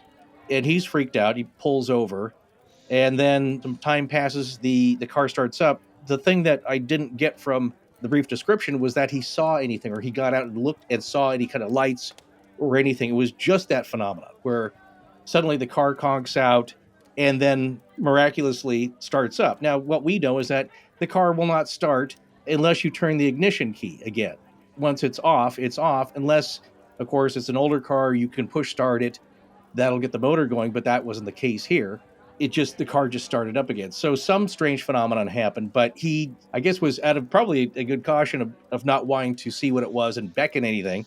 He was startled enough that he just stayed in the car and just was trying to think of what could possibly cause this until the car just started up on its own again. And there's a couple possibilities there. There's fuel starvation. There's, something in the fuel line choking out the gas delivery. Which would shut the car off, but not start it up again. But how does it kick it back up? That's weird, yeah. If the junk fell back and then got caught in a filter. So by the way, I'm stretching. I'm just saying there are cases where something like that could happen. But not for 15 minutes. That's my point, is that it might spot. Certainly we've heard all cars, we've heard diesel, what's called dieseling, but it doesn't shut off for minutes at a time, and just without any effort at all, or having the car turn over, does it just start up again? So it's a very strange thing in that a lot of the tropes or whatever, they seem to go through these eras. Rob knows about these, where for a while certain things seem to be very popular in that field. And then the style changes, the tastes change, either with them or what we experience or report. Yeah. Well, that's because our consciousness is dictating what we're experiencing. Interestingly enough, you can pinpoint the moment that UFOs started to disable cars, and it was in 1957. And it's often linked to a UFO flap to the southwest. It was mostly centered around Texas, but there was a case in Loveland, Texas, in which this UFO was seen just hovering just above the road, and it disabled cars. But after that, is that where the frogs are from too? That's Loveland. That's Loveland. Yeah. That's a different Loveland. Loveland, Ohio. Loveland is in Texas. Yeah, Loveland, Texas. Oh, okay. Sorry, I'm mixing up cities. Okay, thank you. But similar names. I was gonna be like, hey, we just made a connection here. The frogs, the car. Yeah. Okay. Yeah, but it was around that time period, and it wasn't just in Loveland. It was in other areas during that flap. But it was around that time that people started reporting UFOs disabling cars, and then it just kind of became a thing. You saw it more and more. Years ago, I had a friend that I worked with who was one of those people, and maybe some of you know these folks, who couldn't wear a watch or anything. Like the watch wouldn't work. She'd have all these problems. This was when I used to work in Hollywood in California, and I lived in Playa del Rey, which is a pretty good little click away. And I would, for whatever reason, her car wasn't there, and I offered her a ride home. And I gave her this ride in my car, which was a 1990 Nissan 300ZX, which I still have to this day. I've had it since 93. She got in the car. We went, I'm going to say about 4 miles maybe. and my car died, just totally died. Side of the road, pull over. I was so embarrassed. Like it was just, it just stopped Street working. light interference phenomenon. It's like, it was Yeah. the whole thing. It's just like, and so I had to, I don't even remember how we got out of it, but I had to have it towed to the shop, the whole deal. And, you know, she got a ride probably in a cab or something. And I went home AAA. I don't even know. I can't remember that part of it. But then when it got to the shop, my mechanic was like, yeah, it starts right up. Nothing wrong with it. And it never had that problem ever again. I still have this car. I've had it decades. Never, ever did it ever do that except for when she was riding in it. And here's the thing about Was it. this the Sprite? No, this is my 1990 Nissan 300ZX twin turbo. Yeah. But what I can say too, because I know this car inside and out, she was in the passenger seat. It's a 2-seater, no back seat of any kind. You sit down and sing, and then in the front of the passenger seat on the floorboard where you would rest your feet, like if you were the driver, it'd be where the pedals are. But on the passenger side, there's a wooden board under the carpet. And behind that is the ECU. It's the controller for the car, the computer. That's where her feet were resting. And I'm convinced to this day, like something channeled through her body that just killed the car. And it, like by the time the car got to the shop, it was fine. And I, like, my mechanic was like, yeah, pick it up. There's nothing wrong with it. And I drove it to and from work for years after that with no issue. It was all just the one time I gave her a ride. Okay, but now we got to get her back. You got to, it's like, okay, I'm going to drive the same route. First, I'm going to take this person, then that person, then her, then a different person, then her again. I don't care. You get her ass back here, and we do this, and we prove it. Guys, this is But you wouldn't want her our flying grasp. over on the plane because, you know. No, Jim, and here's Jim will book her a train, okay? Planes, trains, Right. automobiles, whatever it takes, we'll get her here. she and her husband have like a really cool ranch on the Big Island that I've never been to, but I've like, Is I it look at it Skinwalker online. Ranch? It's amazing. No, it's not Skinwalker, but it's like little huts and you go and when you're trying to get off grid and have a thing or whatever. But the other thing I remember was that her dad was like a car collector and she drove a Volvo P1800, which is the really old 2-door Volvo with the fins in the back, which wouldn't have any computers in it. And that's what she drove to and from work every day. Interesting point. Well, you know, I mean, you could speculate. And again, you know, I like where Rich's head is because, I mean, propose an experiment. Anybody remember Hillary Evans' final book on streetlight interference? Rob, I saw you nodding your head. But I have a few of her books. I know of the book. I've never read it, but I do know of it. You wrote an article on this, didn't you, Micah? Yeah, I probably did at some point. I mean, Hillary Evans, he was a Fortean researcher of many different interests, but I think his final contribution was on this phenomenon of people walking. I know Patrick Weege published a book via Anomalous Books about this, about streetlight interference. People, and how many of us have experienced that? You know, where often it's described as if you feel anxious, or if, let's say, you're walking home at night and, you know, you're a little bit more aware, you know, because you never know if something's going to happen. Something might jump out of the bushes or somebody might come around the corner. And this is when people tend to, as they're walking under streetlights, you know, knock those out. Mm-hmm. Whether or not there's an actual genuine phenomenon there or not, who knows? But it is interesting when you think about that as being some sort of a natural mechanism that a biological organism, and keep in mind, human beings and all other animals being bioelectric organisms, you know, we all produce electricity and in various capacities. Think about, you know, an electric eel, for instance, and how it is adapted to produce so much of that it can actually disable its prey. So it's interesting, and this is entirely speculative, but it's interesting to imagine another animal that is able to produce an electromagnetic pulse, either as a warning system or as some kind of a communication or as some sort of a natural defense mechanism. What that would be an adaptation for, I don't know. But coming back to that story of the Sasquatch apparently knocking out the vehicular electronics, onboard electronics, because again, where do we recognize that from? We know that from UFO literature. Again, like Rob was talking about, UFO literature, and there's a great video online, in fact, where there's a new system that was developed just within the last few years, which produces a electromagnetic pulse that will disable a vehicle, and they use these at checkpoints, especially at border. Oh yeah, the cops have them. Okay. Yeah, right? so they can disable a car with an EMP. So the question And they have is, could little biology do the drones same that thing? go All right. under the cars too. But think about this. So UFOs disable cars, Bigfoot disables cars, but do phantom hitchhikers disable cars? I don't think so. I've never heard of that. That's a good question. So we've got these three different phenomenon interacting with automobiles. Two of them have a physical effect on the automobile. The third one doesn't. Well, because What's the they need the difference? ride, Rich. They need the they need to get to the home that they lived at 20 years ago. Right. Oh, Bigfoot's not in the car. He doesn't need to get anywhere. No. Well, Forrest, you make a lot of If sense. Bigfoot comes up to your car, more than likely he wants an egg salad sandwich that he's going to steal on a picnic table, a la Momo, who had very long hair and stole that one. Talking about phantom hitchhikers, I've actually had people come on Campfire and say, and I've had multiple people have had this experience, not hitchhikers, but people utterly convinced that they've hit someone with a car. Yeah. And then they will get out and there's no one there. Not to poo-poo that, but isn't there a category of OCD that has that? Like that sort of like paranoia that you've hit someone? Yes, but here's the thing. Those people never have hit anything. And I think, though, it would depend on what the witness describes. Again, Jim, maybe you could speak to that point. I mean... Yeah, it's a difference between a paranoia and an actual No, it wasn't collision. like, oh, did I hit that person? Yeah.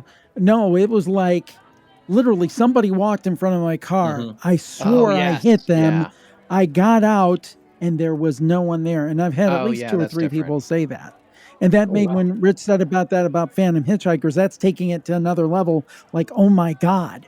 Yeah. Well, that almost sounds more like a woman in white sort of recurring. Right. It's like if a person died on that highway by getting hit by a car, and then they reenact that with other people. But of course, it's just this sort of phenomenon that's only, partially physical, or a person sees a person in front of their car and it's so stark and believable that the sensation of hitting them is almost irresistible.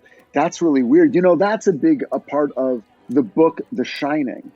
In The Shining, Jack Torrance, and he's got a complicated relationship with alcohol.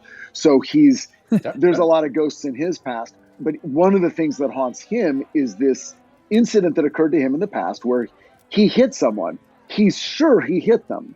And then he stopped his car, walked up and down the highway, couldn't find anybody, checked the papers for days afterwards, but has always been haunted by the fact that this is something that he did while he was drunk.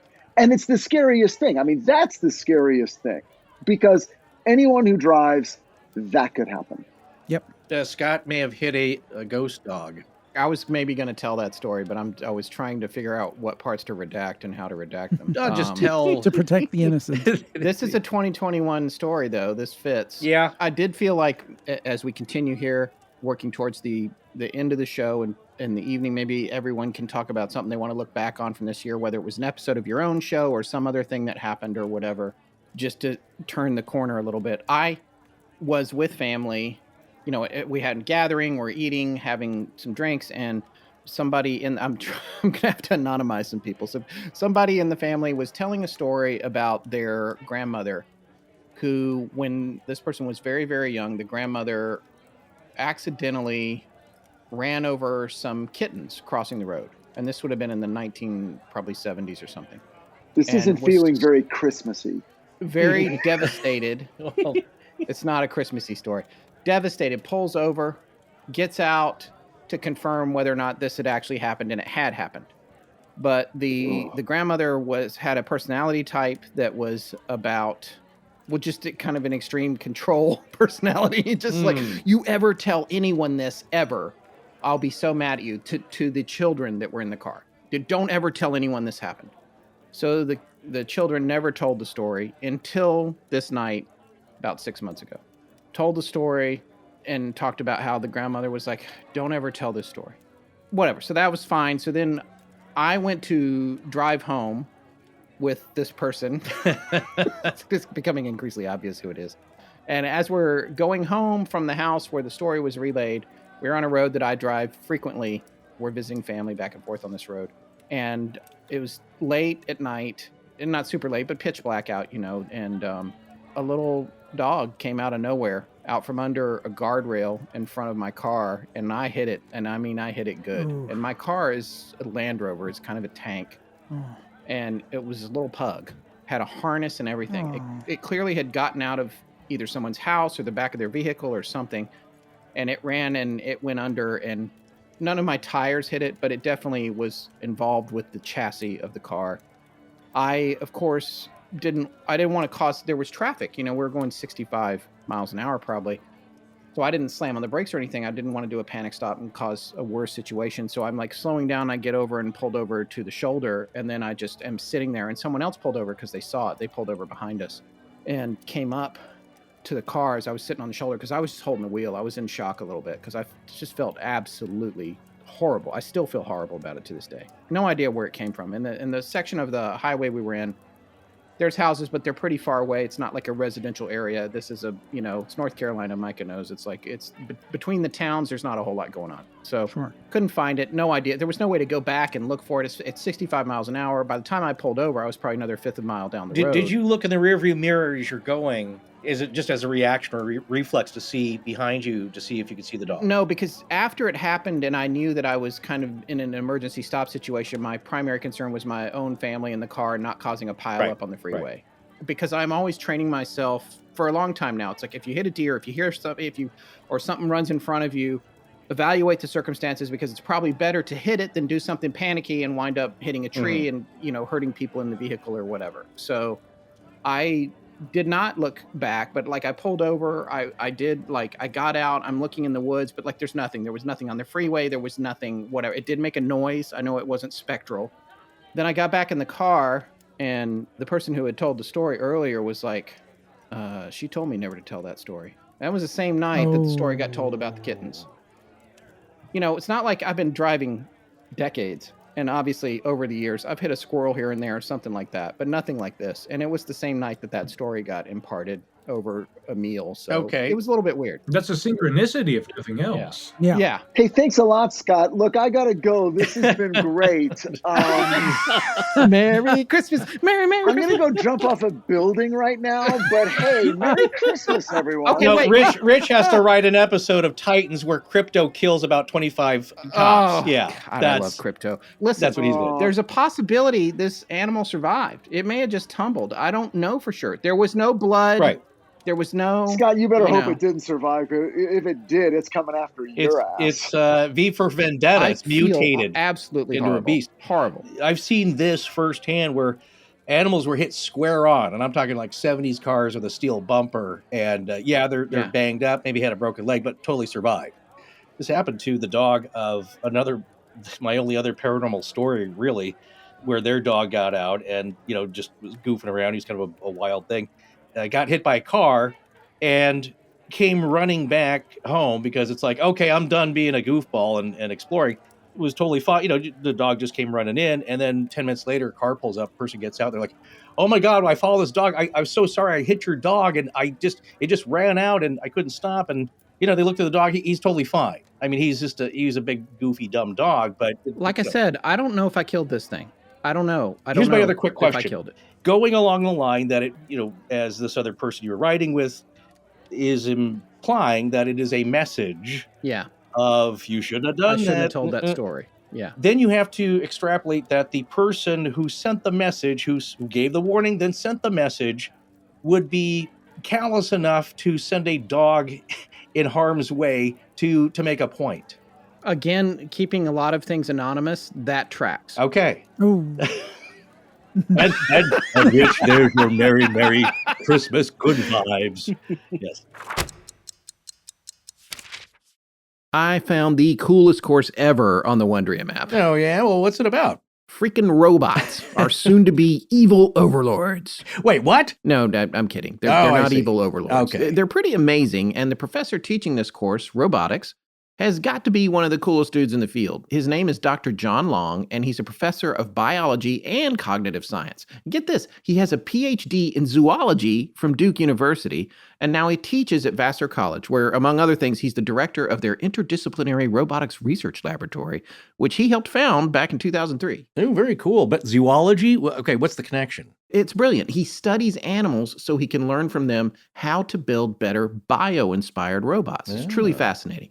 In fact, the 7th lecture in the series is called Animal-Inspired Robot Behavior. It's so cool. Wow. One of the many things Dr. Long talks about in this lecture is how MIT AI researcher Rodney Brooks was one of the first guys to rethink how robots, up until that point, had been built, which was on what they called a sense, plan, act approach. As he saw it, The problem was that we were too busy trying to make robots in our human image, whereas he noticed that animals were moving through their environment with very small and limited brains, no offense animals, but perfectly accomplishing their daily task of survival. Brooks pointed out that when you look at insects, for example, sensor-guided movement was the way to go. Dr. Long mentions that even if you don't think a mosquito is smart, they are amazing hunters because they can track down mammals with, quote, a simple system of sensors connected to a simple nervous system that creates a continuous turning signal for the wings, end quote. That is the definition of sensor-guided movement. It's pretty amazing. Wow. Well, that really does sound cool. I want to check this series out. Wondrium has thousands of hours of content to watch and listen to, which you can stream anytime, anywhere, from documentaries to travelogues to, well, pretty much anything you can imagine. If you're knowledge hungry like we are, it's the perfect solution. Yeah, take it from us. A Wondrium subscription will be the gift that keeps on giving. Learn more about gifting at our special URL, wondrium.com/legends. And while you're there, you know what? Sign up for your own free trial. Go to wondrium.com/legends. Don't wait. That's wondrium.com/legends.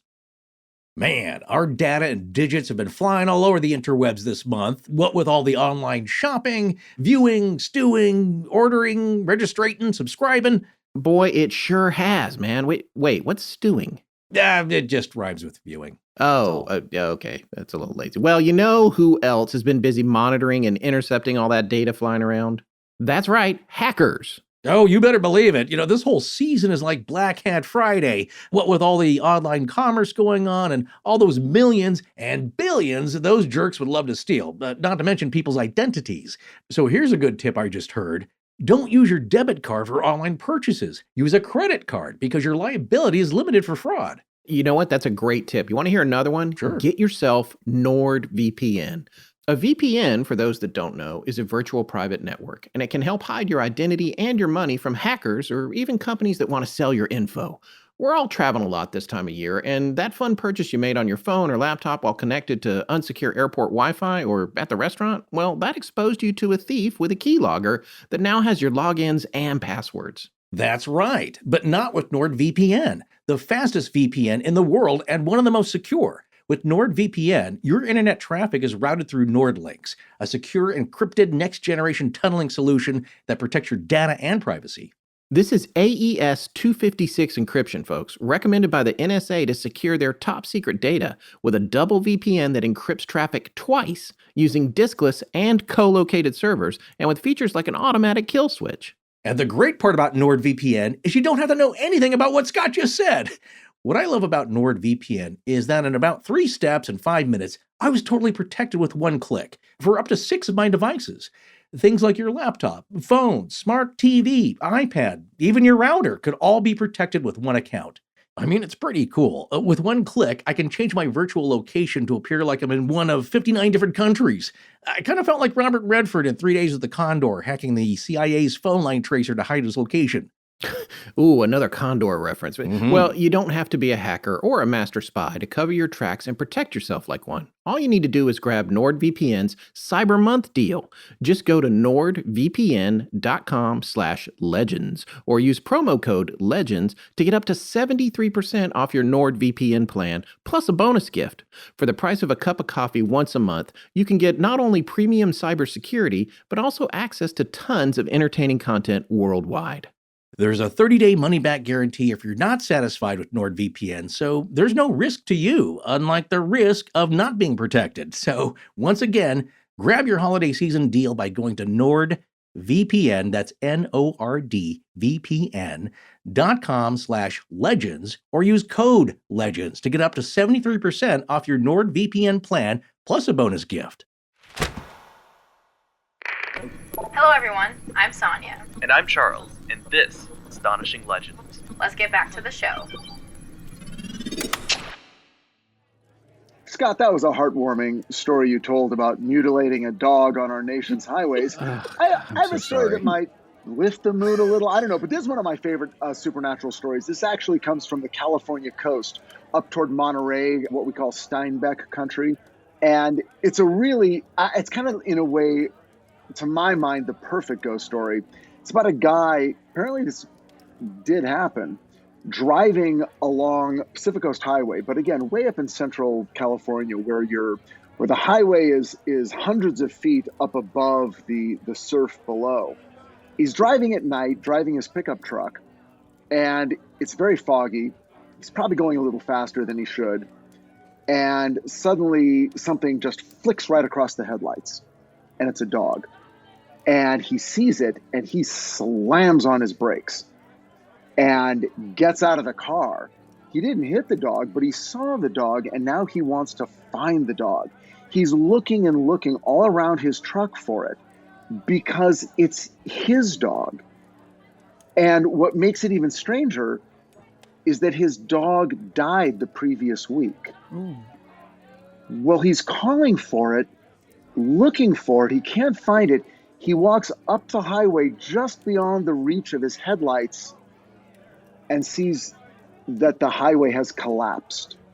And if he had gone any further, he would have plunged hundreds of feet down onto the rocky shore below. The ghost of his dog saved his life that night. Oh, Whoa. that's a good story. Wait, what's the provenance on this story? Where did this come from? Is it just apocryphal kind of fun ghost story, or is it? I've got the book on my shelf over there. I think it's called Ghosts of the Central Coast. I can probably find it, but it's not a Richard Sennett story. He's the guy who covers most the ghost beat up and down California.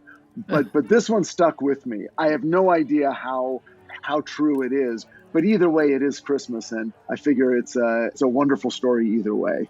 That's a nice story. Well, it reminds Yes. me of one of Jim's campfire stories, and I think it ended up, I'm pretty sure it did end up in one of his collection of haunted truckers anecdotes, in that a trucker he was driving, of course, late at night, I think out in the middle of nowhere. He's coming to a crossroads, which did have lights, so it wasn't totally like a farmland, just four-way stop. And this other truck just barrels past him. I think on the left-hand side, kind of shook him up, as he was coming to this crossroads, and I think cut in front of him, and was in the, he's like, "You son of a gun," just expletives. It's like just slamming on the brakes and swerving, almost jackknifing, and he's coming to the crossroads, and I think the other truck goes through, but this other semi comes barreling through, would have T-boned him. Right. The thing that he noticed was that this guy's father was also a trucker, long-haul trucker, and he thought it was his father's truck. Oh, right. Not only just a ghost dog, Rich, it was a ghost father driving a ghost semi. Right, to protect the non-ghost son. Well, Yeah. I look, I didn't realize this was going to become a competition. Yes, it is. Story. I'll see your trucker and I'll raise him 3 dogs. Yep. I've got a ghost elephant on a C-140, ladies and gentlemen. So everyone just calm down. Wow. Yeah, there's other great ones. I think another of Jim's great trucker stories is a guy falling asleep and hearing either his father's or grandfather's voice Yeah. told him to wake up. Yep. Yeah. And I want to end on that as far as like strange things that happen, which aren't so strange. I got a couple of stories. I don't know if we'll have time to get to them, and that's quite all right. As Scott's grandmother used to say, you're going to dine out on that story for a long time. When anything strange happens, you bring it No, you're up. dining out. Wait, who's that? Who did that? Who did say that? Yeah, no, it's not my grandmother. It was my wife, and it's like a Hollywood expression, like a writer's room thing. Like, oh, you're dining out on that, right? You're right, Rich? Yeah, I've heard that. I've told stories. People are like, "Oh, you'll be dining out on that for years." No one has ever bought me dinner based on a story. Yeah. No. Yeah. But that's the point, is that when we hear, this came up when our discussion with Terry, to bring it back to the show, is that we do hear some stories from people, and then, oh God, Jim, yeah, I'm sure you have, and as we all have, being submitted stories.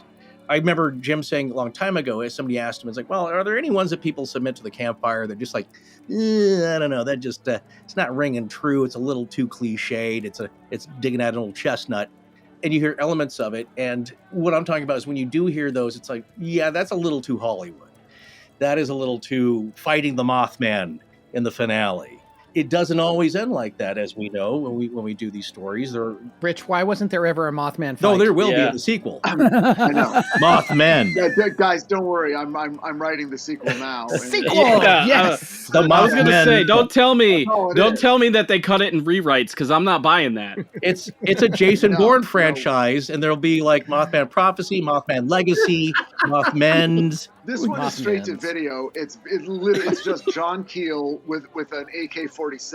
I think it should be the guy that's playing Jack Reacher. That The has guy from legs. Titans is playing Jack Reacher. Oh, yeah. Oh, isn't he great, guys? Oh, I he's love going to him, be that's going to be right? awesome. Hawk. Alan Richson is not only a great actor, but just the greatest guy.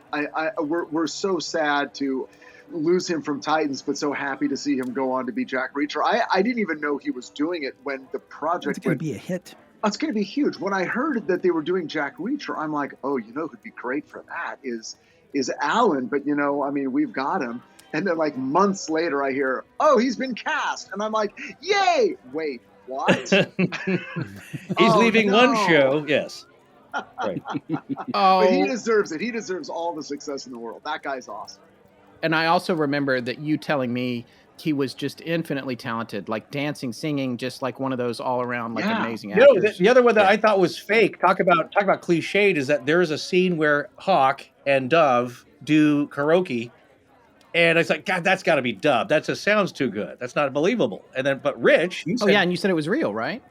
Yeah, Micah and Alan were singing, and they're multi-talented, but it used to be that actors, had to sing, dance, juggle, do impressions. They had to do everything.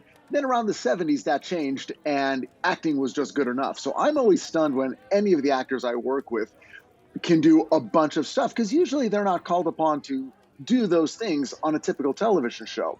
Right. Alan and Micah, they can sing, they can dance, they can do a ton of stuff. And we're always finding out about the various talents of the people on the Titans. They're a multi-talented cast. Obviously, this is secondhand information, but when my wife used to work on SNL, one of the hosts that came, same thing. It was Joseph Gordon-Levitt. That when he was on, he had all these talents that they could not believe. I remember that they said, I think at one point he was rehearsing, and he literally did the thing where he ran up to the wall and did a backflip off the wall, and they were like, whoa! And that's the sort of thing he should do on Saturday Night Live, because if he does that in a movie, no one will care. Right. Because everyone will assume it's been enhanced, or it's a stunt person, or there's been a computer effect. Yeah. No one gets any credit. Like that's kind of the problem about the era that we're in. No one really believes anything they see. Yes. Here's the thing, though. That goes back to Jim's question earlier to all of us, and that at what point did you stop believing? I think at this point, there are some other factors. If you look at the PGF in 1967, that's pretty good, and it stood the test of time, especially... PGF, Forrest, your shorthand is showing... Patterson-Gimlin film, just for people that don't know when we say PGF. I know. Well, here's the thing. People would wish we would stop saying it and mentioning it. Here we go. Sally House. Everybody take a drink. Sally House. Everybody take a shot. Take a shot. Yeah, take a shot. On the new flask, the larger flask. This is backup. The point being is that with the Patterson-Gimlin film, that footage. Well, we're getting to the point in the party where we're getting a little slack. Hey, I know how to time these things out. Roger Gimlin and Bob Patterson. We're on Act. We're closing out Act 4. 1976. They saw the Saskatchewan. Please, the Zapruder Gimlin film where Bigfoot was seen in Dallas. There's people there waiting for him now to come back. No, they probably left. As soon as the Jody Maroney sausage stand packed up, that was the end of it. My point being is that piece of film has stood the test of time, and that no one has ever debunked it. That piece of film, you may not believe what's in the film, but nobody has said, well, there you go, that's CGI. You know what, Forrest? I'm going to debunk it right now. It's a man in the suit there. I just did it right now. Well, that's the point. Is that here's the thing. You can say anything. I didn't know debunking was that easy. That's my point, Rich. To make it simple. Look, that is exactly my point. My philosophy is Ronco Showtime. Set it and forget it, baby. That's how we do it. You know? Yeah. No, that's the point. Is that it's so easy to just say something is, well, that's not real. And then you move on and people will say, okay, he said it wasn't real. Or the person or somebody says, I'm the one who faked that. Much like Bob Hieronymus. Now, I think he's probably a peach of a guy, but his story just, to me, sounds ridiculous. But he may believe it at this point. He's told it so many times. But people will just say, well, there you go. Bob Hieronymus said he was the guy in the suit. There you go. Case closed. That's what we need to hear. What's so dumb about that is, look, here's the thing. If you're debunking from the angle of it's hoaxed, I hoaxed it, right, then actually it's very easy for you to back up your story. Go get the suit. Well, he did. Do it. I mean, you could do it. But if you can't do it, then your story holds absolutely no water. His story makes no sense. All these people saying, oh, yeah, no, we did that. Prove that you did it. Yeah. Don't just say you did it. It's the guy who ran through the forest with those big wooden attachments on his feet. Yeah, we talked about it. And made those prints. He said, I hoaxed it. Here are the feet. Right. And now we believe him. If you want us to believe that you hoaxed the Patterson-Gimlin film, show us the suit, do it again. No one's done it because they didn't hoax Well, it. here's the thing is that there is a partial suit. It's made of red horsehair and a hide, and it looks ridiculous. I mean, look, it just looks nothing I like don't think that. you can say that. My point, wrapping this up in a concise thought, because by this point, so many years later, we should be able to do this, in the fact that when you talk about if something is believable or not, of course, we're in the age where anything can be faked.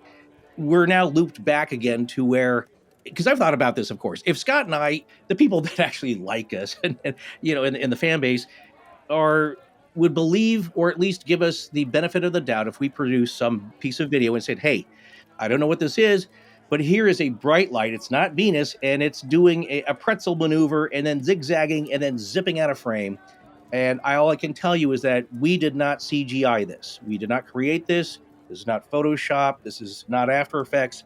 Scott and I were walking back from Applebee's in Greensboro, and this was in the sky, and we shot it. There you go. Or Chili's. Well, so, but here's my point: is that is what it comes down to. And at that point, it's like, well, either you believe us. I mean, you don't know if we did or not. We're telling you we did, and either you're personal close friends of ours, and it's like, well, they've never BS'd us before, so we don't know what this is, and they're not telling us.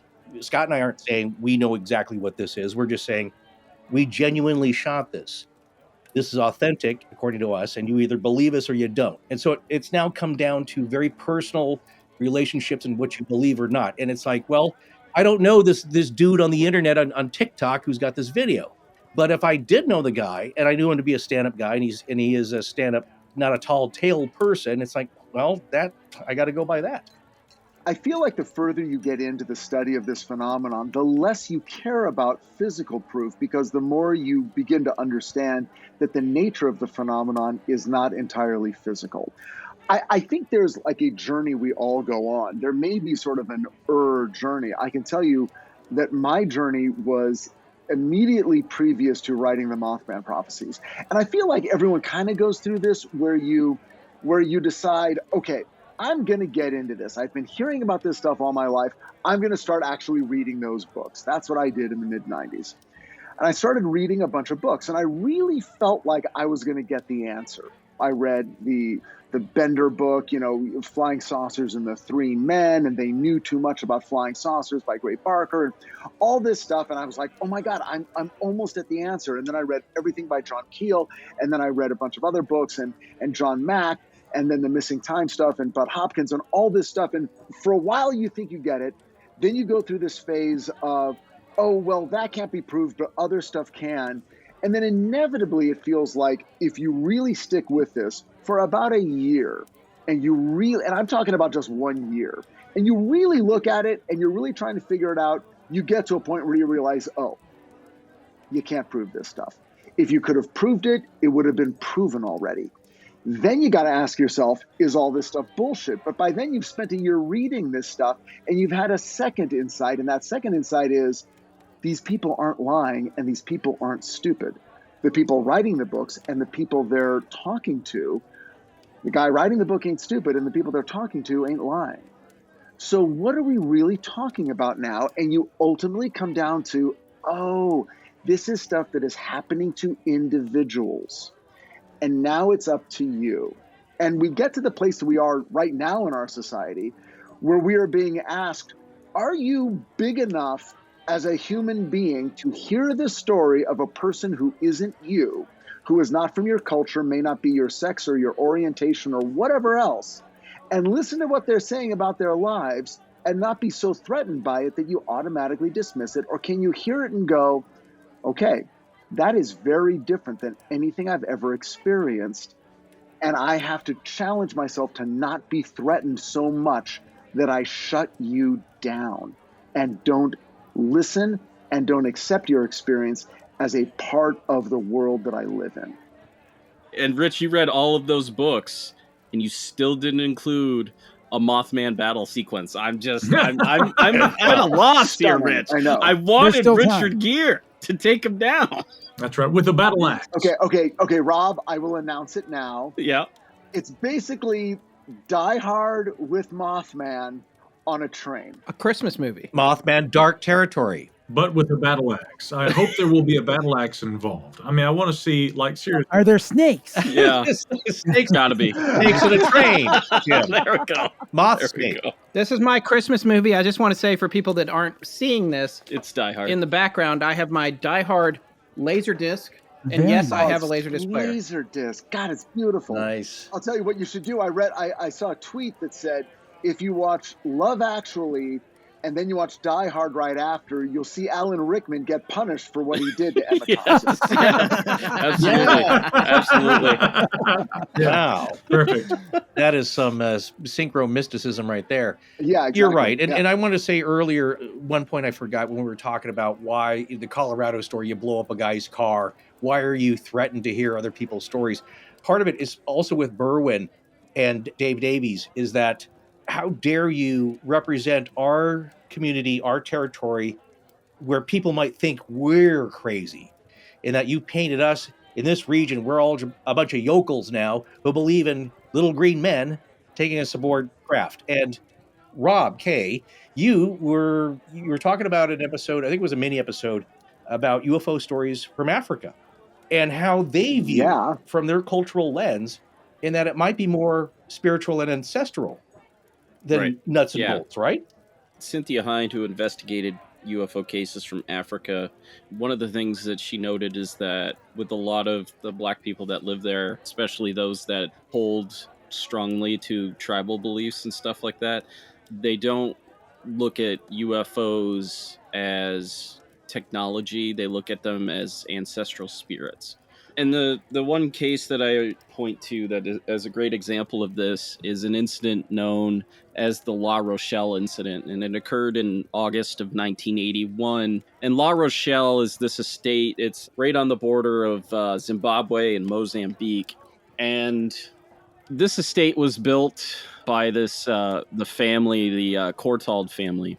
They had lived in Zimbabwe for a number of years, and they decided that they were going to move away. They bequeathed the property back to the country, and they ultimately turned it into, you could actually book events there. Like if you want to have your wedding there, you can go book that.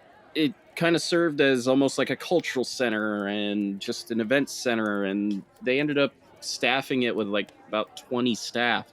And in August of 1981, this was, I think, like on a Saturday at around 5:30 at night, this one woman, Eunice Kochti, she looked out her window because there were a number of them that lived on the property, and she saw this weird glowing object in this tree. It was like an orb of light, and she saw like 3 individuals standing at the base of this tree looking up at this thing. And she watched this ball roll out of this tree, and it just started rolling around the property. It eventually rolled up into this observation tower, went inside this room, and the way that they described it is it just looked like the room was on fire. So it ends up rolling out of this tower, and by this time, the main witness of this case is a guy named Clifford Muchena. He's like the head gardener. He comes out and he sees this ball rolling down, and it rolls around this corner towards this building called the Fantasy Building. It's basically where Virginia Courtauld, she housed a lot of her orchids and stuff there. So he comes around the corner and he sees 3 people. They were really tall, I think close to like 7 feet tall. And he calls out to him, thinking that it was his boss, a guy named Andrew Connolly.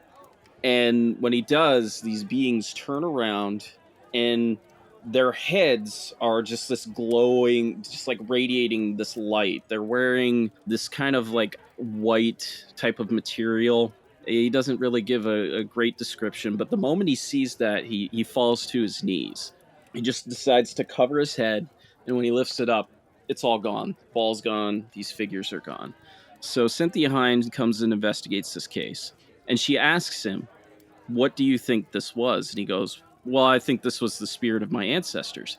And when she confronted him on that and said, "Well, that's not what they would look like," he says, "Well, times change."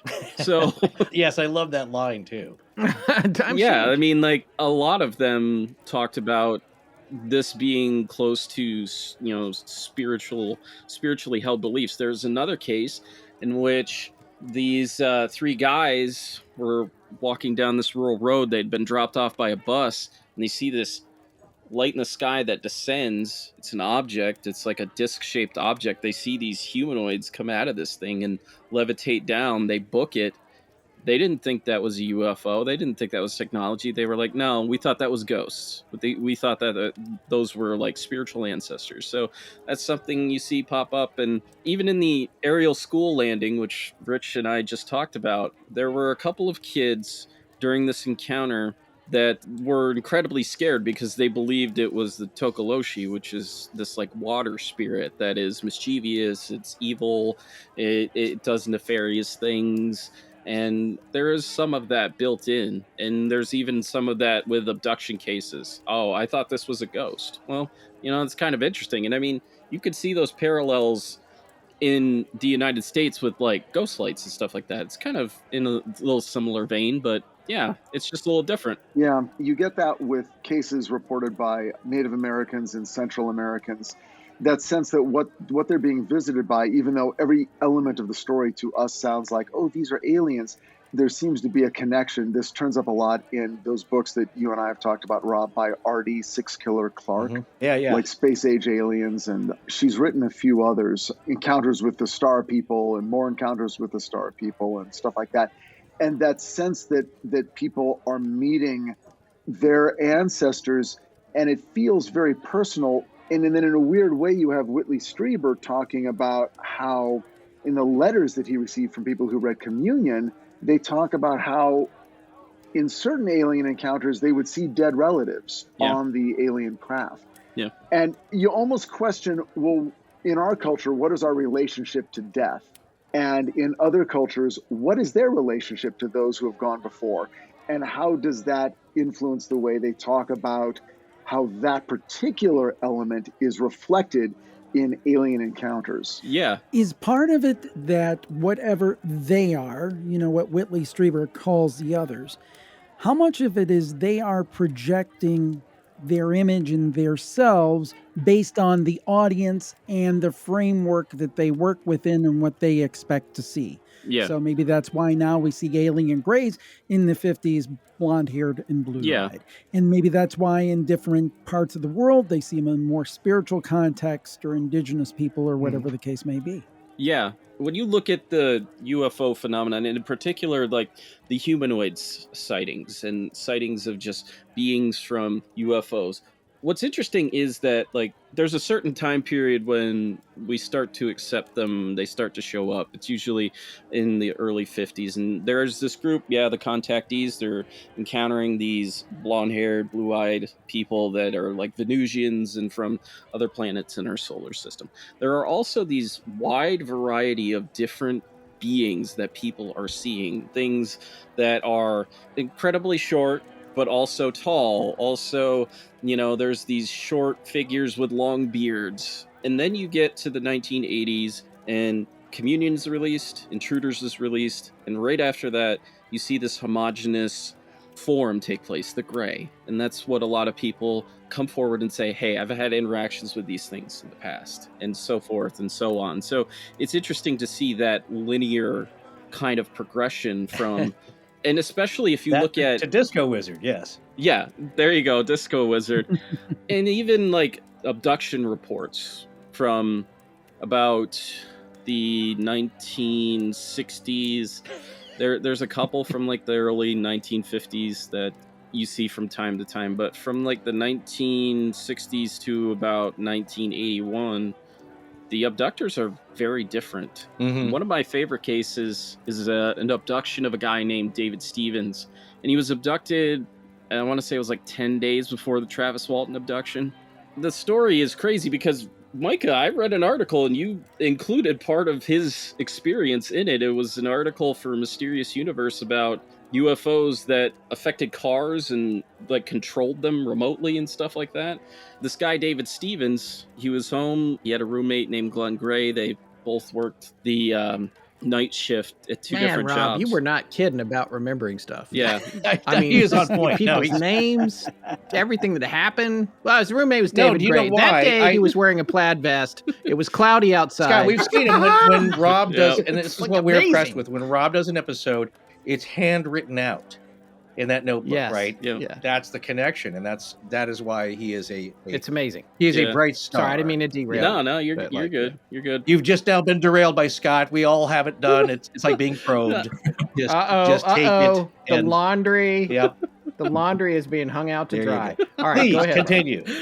So David Stevens, Glenn Gray, they hear this explosion outside. So they go out. They don't see anything, but one of them has the idea, hey, let's just go take a late night drive. So they get in their car. They start driving. This is in Maine. It was near Norway, Maine, I believe, but it's like just like rural back roads mostly. And before long, after they drive away, I believe it was David Stevens that was driving. He loses control of the vehicle. He doesn't have control of it. Doesn't see a UFO at this point, but it's just like the car is being guided on its own. And it brings him to a field. And in this field, he sees what at first he thinks is truck lights, and then this UFO comes over, and it hovers right in front of their vehicle.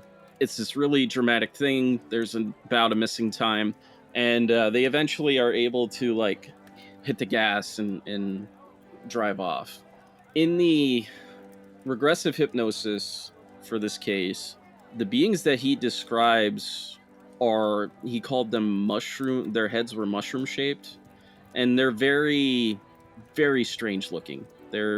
I wouldn't even consider them grays, but he ended up punching one of them in the face, but they just kind of backed away from him, which was interesting. Wait, is that Well, it? sure. Wait. See, this is what I'm talking Yeah. about. This is exactly what I'm talking about. Someone is a little different. Sure, their head is shaped like a mushroom. You don't punch them. That's not Christmassy.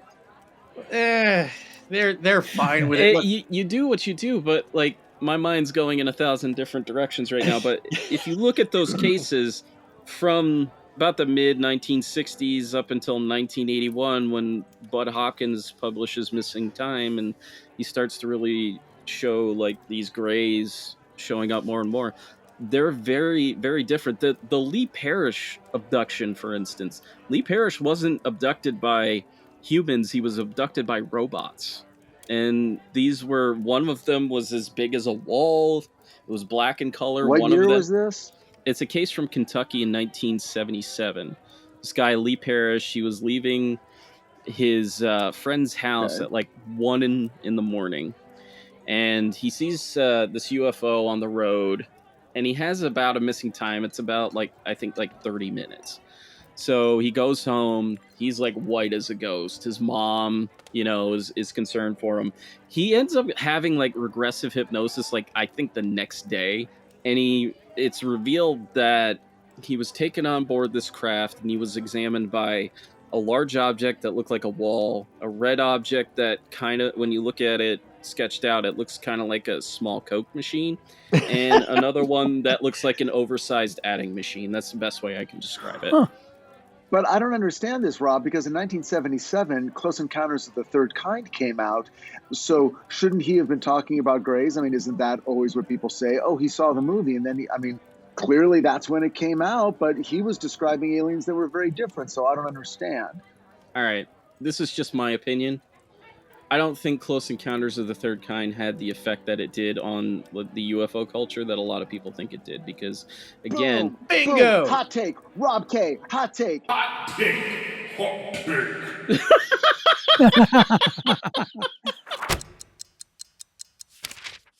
Gentlemen, the time has come at this year's end to discuss our holiday ornaments. Oh, you're talking about Manscaped. Yeah, there's no gentle way into this good night or this subject, so we might as well deep dive into the topic, and I'll just admit, we could all use any grooming help we can get. Well, that was a fairly gentle trip to the land down under, and you're absolutely right. And for those of you out there who don't believe it, just ask your significant other to be honest with you. Yeah, and then the next thing you do, or your partner does for you, is to go get this special offer. Use the code LEGENDS for 20% off plus free shipping at manscaped.com. And you may ask yourself, how do I work this? And you may ask yourself, how did I get this? I don't know, out of control, natural. Well, whatever you're asking yourself, silently to yourself. Manscaped, the global leaders in personal, intimate grooming, are finishing out the year and charging into 2022 with their signature Lawnmower 4.0. Their fourth-generation trimmer features a cutting-edge, pun intended, ceramic blade with advanced skin-safe technology to reduce grooming accidents and deliver the most comfortable grooming experience possible. It's even waterproof. But Manscaped isn't just the leader in looking clean and fresh, but also smelling clean and fresh. Heading into the new year with their ultra-premium body wash. Their new body wash leaves your skin feeling clean, moisturized, and refreshed with its infusion of aloe vera and sea salt. And their Manscaped Refined Cologne, with their same signature scent that's in all their formulas, will top you off with a finishing touch to make you look and feel like $1 billion. So you're officially upping the old saying from $1 million. Well, you know, inflation. I see. Yes. But here's how to hang on to your fat stacks and look good doing it. By joining the over 4 million men who already trust Manscaped. Get 20% off and free shipping with the code LEGENDS at manscaped.com. That's 20% off with free shipping at manscaped.com and use code LEGENDS. Happy New Year to your snow globes. When it gets to be this time of year, we like to feature a charity on the show, and we're always as careful as we can be about selecting one. We trust Charity Navigator for their evaluations of the different ones available, and this year we wanted to focus on hunger here in the US. So we found one over there with a perfect score, meaning 100 out of 100 points overall, which includes financial accountability and transparency, impact and results, leadership and adaptability, and culture and community. Across the board, 100 out of 100, so you can do what Charity Navigator calls giving with confidence. The Hunger Coalition is a nonprofit in central Idaho working to end hunger in a radical new way. In nearly 20 years, they've evolved from a pop-up food pantry to a community food center that includes a commercial kitchen and cafe, greenhouses, community farm and garden, next-gen food pantry, and a kids' food truck. Their work is grounded in economic justice and led by the people they serve as they work towards a day where everyone has good food to eat and people to share it with. Your support will help build a bold approach to solving hunger, one where dollars are invested in good, farm-fresh food to build health, social connection to build strength, and activism to rebuild the system that continues to cause hunger to begin with. Central Idaho. Wow, I feel like that might not be too far from your general stomping ground, if I'm not mistaken. No comment. And you're way off, sort of. Oh, okay. I thought it was the general. Okay. Yeah. Anyway, you know what? I love this charity. I mean, aside from their perfect Charity Navigator score, you can just tell by visiting their website at thehungercoalition.org that this organization comes from the heart. Listen to this from their very own story on their page about when they were founded. In 2003, founder Tom Iceland enlisted a scrappy, selfless team of volunteers to create a more concentrated solution to hunger in Blaine County. For a few years, we collected and distributed food to families via community partners on a shoestring budget. Over time, we evolved into a choice-based food pantry headquartered in Bellevue that provides folks a dignified grocery experience. You could just tell from that this group has its heart in the right place. Definitely. So how can folks help out here? Well, if you want to make a donation, just go to thehungercoalition.org and click on Donate in the upper right corner. That's thehungercoalition.org. If everyone listening right now gave even just $1 to this, that would add up to a strong 6 figures for them. Spread some love this year for folks who are less fortunate. Donate now at hungercoalition.org. During this holiday season, donations are being matched, so your contribution is doubled. That's hungercoalition.org. Hello, everyone. This is Pam. Thank you for listening to Astonishing Legends. Now let's get back to the unparalleled duo, Forrest and Scott. By the way, I just posted to the chat a yokai, which is Japanese ghost folklore, which we covered. The Nurikabe, which I'm probably not saying that right. Yokai from Japanese folklore. I'm reading this from the yokaifandom.com. It manifests as a wall that impedes or misdirects walking travelers at night. Trying to go around is futile, as it extends itself forever. Yeah. Knocking on the lower left part of the wall makes it disappear. It has been suggested that the legend was created to explain travelers losing their bearings on long journeys. And then down here in the description also, appears mysteriously on roads late at night. As a traveler is walking, right before his or her eyes, an enormous invisible wall materializes and blocks the way. There's no way to slip around this yokai. It extends itself as far to the left and right as one might try to go. Or as Scott would say in one of our very first discussed pieces of paranormal lore, dead water. The impedance of movement and travel. Anyway, Rob, please continue. Wait, can I interrupt you one more time? Yeah, no, go ahead. Go ahead. You're fine. I'm kidding. It was a joke. It's a joke, isn't it?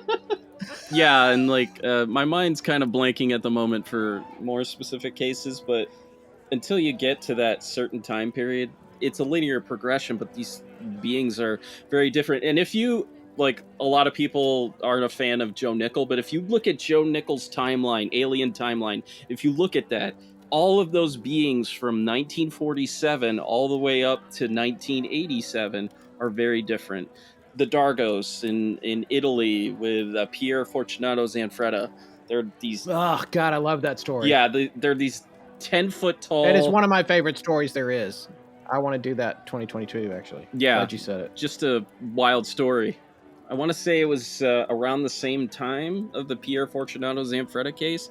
There's another case from this guy who was in Italy. I can't remember his name off the top of my head at the moment, but he was out getting firewood. He had a little kind of curved blade. It almost looked like kind of a machete or something like that. And he comes across these beings in the woods, and they've been dubbed the rat-faced humanoids because they have, their faces do look like rats. Their ears, point up. I don't believe they exist. Yeah, well, I mean, that's fine. That's totally fine. Never mind, Rich. But, they have these pointed ears, and they try to take away his, chopping implement, and he starts to fight back, so they zap him with electricity. And then they float away into the forest to their craft, get into it, and then fly off. Oh. So there's just all sorts of weird stuff until you get to that point in 1987 where it's they're all grays, or... Yeah. But then they're not all grays. They're not all grays. They're blobs, and they're all kinds of things. I mean, I think there were always... and people were talking about grays decades before Close Encounters. The idea of a timeline is cool, but when you really look at it, there's a lot of overlap with these things. I just want to say, I think we're influencing... Wait, what do we got? Oh, yes, look at this. Close I'm Encounters. going to pull out of the archives right here, Fate. Close Encounters of the Third Kind. I mean, this is some classic Fate. I'm talking about Fate magazine, some classic art, but I mean...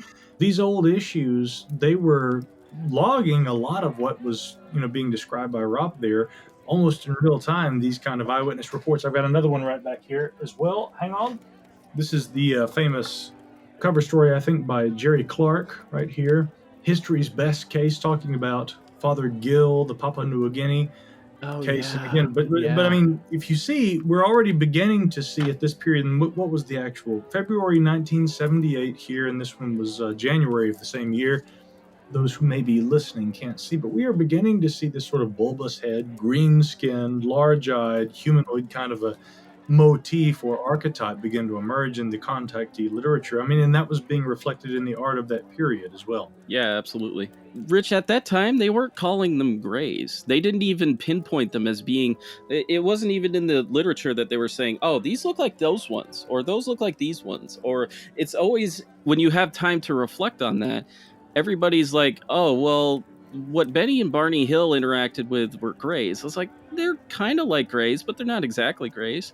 I think the closest... Well, that impulse obviously comes from trying to get a handle on the actual physical biology of the aliens that we're clearly going to meet, and we're going to dissect their bodies. And I don't happen to subscribe to that theory. But the minute you back away from that, then you can be a little bit more open to the fact that, wait a second, they're not necessarily describing all the same things at all. Right. And there's archetypical images. I just want to quickly mention, because we'll get an email if we don't. Aleister Crowley's lamb being the entity that visited him, I believe in the pyramids or whatever. It is like, oh, there you go. That's a gray with a giant head and the beady, weirdo eyes. But is it? This all gets back to those semantics. It's just like when Micah was on our show and he was talking about the history of the Sasquatch sightings, and like what happens is culturally the descriptions get divorced from a semantic standpoint, and the nomenclature changes. But like when you go back and you look at it, is there common ground? But on the other hand, are you trying too hard to make it be common ground? This is my thought. I think that what we're experiencing is dictated by us. And the more I look at Skinwalker Ranch, by the way, and when I come back to that, and also the things that are going on, ongoing things that are going on there, if that new TV show isn't manipulated, which it might be, but let's say that it's not, is that you're being exposed to whatever choice you make. And it's the silliest thing in the world, but like I connect it back to Ghostbusters, like don't think of anything or whatever, and it's the Stay Puft Mark, choose a form. I think that what's happening is we're choosing the forms. And I think that's why Woody saw a lantern and Indrid Cole got out of the lantern and it had a squeaky door like a 57 Chevy, or like whatever else is happening. We're choosing the forms. And I think the stories that we recently heard from Terry Lovelace, which you guys haven't heard yet, but by the time this show runs, our listeners will have heard some of them. It seems like there's this thing going on where it's like, okay, we can't conceal this from you completely. It's a predator effect. We can't conceal it from you completely. You're going to see something, but what we're going to try to do is steer it in a direction that is acceptable for you. Mm-hmm. And then the other thing that I've thought most recently, and this is like a culmination of the time that we've been doing our show anyway, and Jim, I'd be curious to hear what you say about this, because you've been at it way longer than us, but and you have too, Micah, both of you guys. It seems like there's a possibility that everything that is happening might be coming from one source. Yeah. A grand unified theory of the paranormal. I would like to air to Jim Harold's thoughts on this, but I'll just add really quickly again.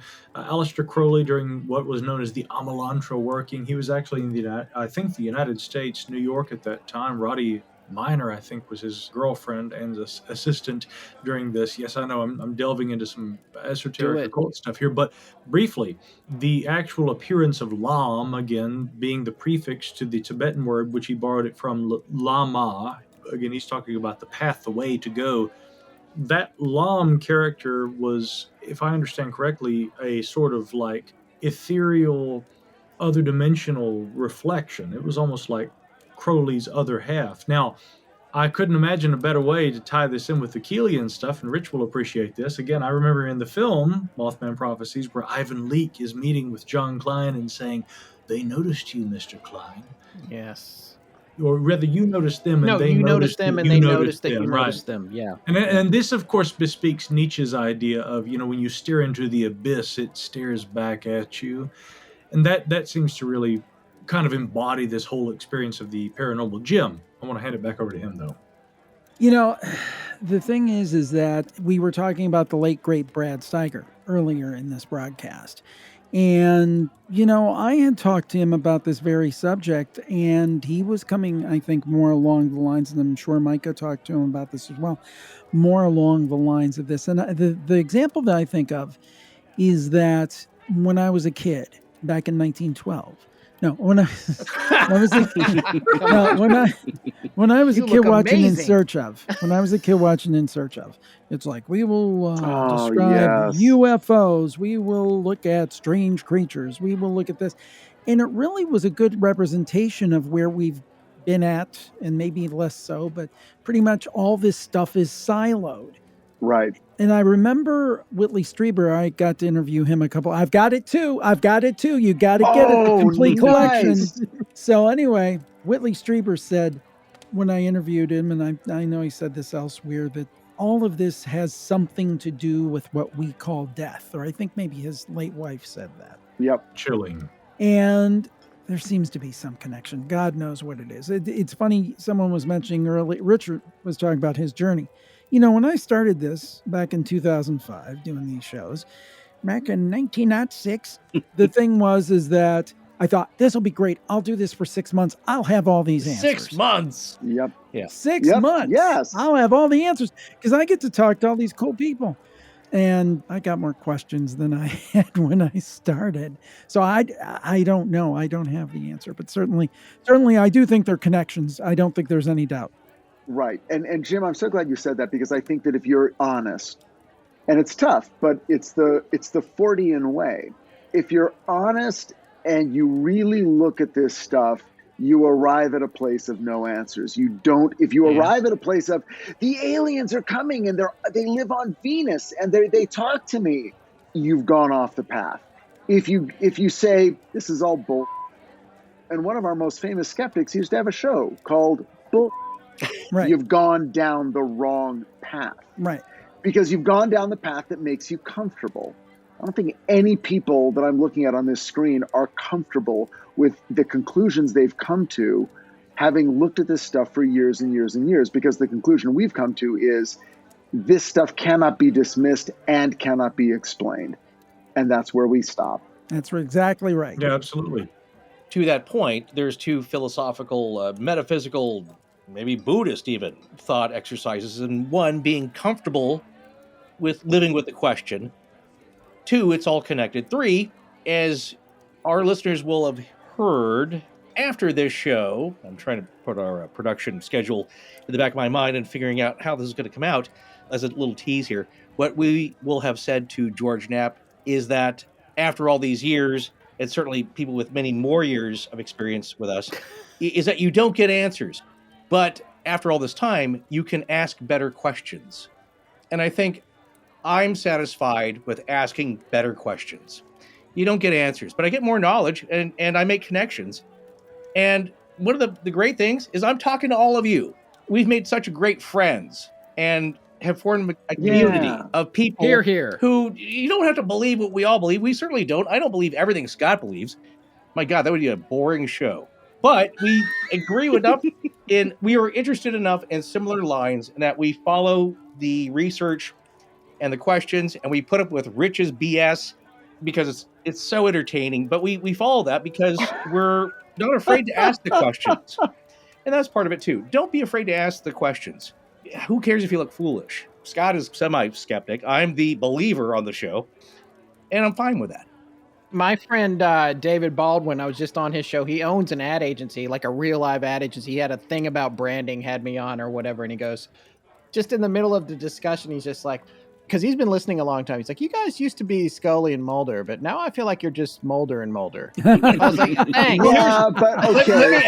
Here's my point. We all have different styles of shows and how we approach it. And again, we don't mind the criticism or the objectionable comments. It's like people would say, "Oh, I mind." Well, you guys, you used to be so much more objective and presented stuff more middle of the road and this and that. And you didn't tell us what you believed. It's like, I think we started off that way. But as I said from the show one, this is a journey. We realize this is a path we're taking. There's evolution involved. And also, we're not journalism. We're not even infotainment. I don't know what we are, but we hope to be entertaining.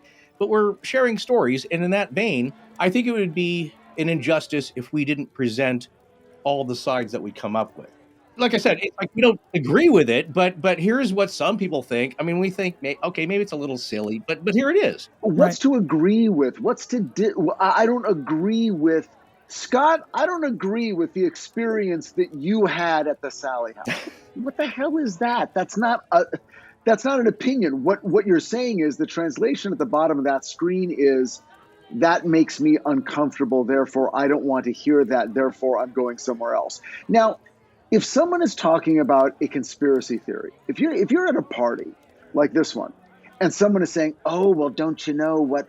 Underneath the White House, there's a place where they've got all this stuff," and you're listening to this person, and they're talking about something they can have no possible knowledge of, and they're talking about deep state and some conspiracy, then yes, feel free to get up and walk away. But if someone is saying, "Here's what I experienced," then that's all you're hearing. All you're hearing is their experience. And if you can't accept that, that's different. And look, you guys are doing a show. We're all doing podcasts. These things are being consumed as entertainment, as they should be. And people are free to go listen to whatever they want. They can go listen to the Skeptics podcast if they want. Or they can go, on the other hand, and go listen to podcasts that are far more fully devoted to the extraterrestrial hypothesis and conspiracy theory hypotheses. And if that's what makes you feel good, go listen to that. But I will say that I've been on this journey with you guys. I was there before Scott had his Sally house, and I was there after he had the Sally house. And I am telling you, this man, I know Scott Philbrook, and you are no Scott Philbrook. No. With apologies to Lloyd Benson. Yes. These are the experiences that he's had. And, and Forrest is coming from the place that he is at. I've come to respect Forrest's wide-ranging knowledge and understanding of the history of the paranormal. There have been episodes that have allowed him to articulate that in ways that bring me such joy, because they're providing knowledge to people who may not have had the time or the interest to go read those books. And Forrest sort of digests it down and gives it to you in, part 9 of The Exorcist or whatever. But thank you. Yes. But it's so well done. And then I'll say one final thing for you, Mulder Scully people. Scully was Scully for about 3 episodes. Okay. Ooh, that's coming from a paranormal television writer, folks. Yeah. So, Rich, what I gather from that is you don't believe that there's 10-foot tall urinals underneath Denver International Airport. That's what I'm getting from you right now. But I've seen them. I've peed in them. As Mike would say, in Brown Mountain, there's a secret cave where there are alien futuristic Mike is going to take us there. We're going to Brown Mountain. Yeah. Like the whole Brown Mountain, it got derailed by COVID. When we were going to go and do a whole show there. We still got that plan. I really want to see that through, by the way. Oh, you'll see Brown Mountain. You'll find out exactly why they call it Brown Mountain, in fact. Oh my goodness. he really was drinking something from under the sink. Yeah. Oh my. Yes, exactly. This Clorox is really doing the job. I am in the Christmas spirit, and you all should be too. Is well planned as all the variety shows of the 70s, Sonny and Cher, Shields and Yarnell. This is my idea from the start, a black and white version of Playboy Club After Hours, where we're now going to walk over here and talk about some perhaps some Men in Black stories, and then after that we're going to hear Sammy Davis play some jingles, some Christmas jingles on the piano. But first, here are some MIB stories. Are we going back to MIBs? Yeah, I guess we are. Rob's got an MIB story. Rob, take it away. Look, it wouldn't be Christmas without some stories about Men in Black coming down the chimney. Come on, let's hear it. Well, appearing, coming down, it's like you could have just appeared in the apartment, you didn't have to come down the chimney. Yeah, we don't need to make a whole scene here in public, but one of the favorite stories that I covered this year involves a Men in Black encounter in a Kmart vestibule. Okay. We talked earlier about this, Rob. Your chestnuts of banality and just these tropes of, well, it happened in a Kmart dressing room. Here's the thing. If you don't have a sense of humor about this stuff, what the hell are you even doing here? Honestly. Boy, that is true. You have to have a sense of humor about this stuff, because some of the details are just so weird. They don't make any sense. No. So, I want to hear about the Kmart. Okay, so October 2nd, 1981, a young man named Grant Breland, he lived in Victoria, British Columbia. But what time was it? Because I'd like you to be a bit more specific. It was, I didn't note the time, but it was late at night. His older sister had actually come for a visit, and this kid was extremely bright, okay? And I'm assuming he was a narc, too, because he's a goody two-shoes. He has his own security company at 16 years old, okay? Wow. This is the kind of kid we're dealing with here. So it's Friday night, October 2nd, 1981, and Grant is walking his sister out, and he sees this light in the sky. It's, very high up. And then he sees, other lights, multiple lights in the sky, and he picks up a CB radio that he has, and he radios to anybody that's in the area, hey, are you seeing this thing? Because, nobody else could see these objects that he was looking at.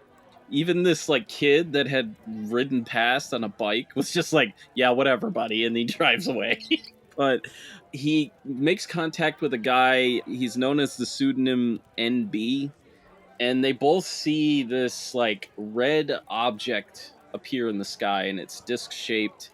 They watch this thing for a while, and it disappears. They kind of meet up and kind of become friends a little bit, but the following Monday, after school, Grant decides to go to Kmart because he wants to pick up some like radio parts. And he goes in there, they don't have the parts. So as he's walking out, he sees these two very strange individuals. And the way that he like describes them, they kind of have that olive skin that a lot of MIBs are described with. They're not wearing ties, but they have button-up shirts and jackets and stuff like that.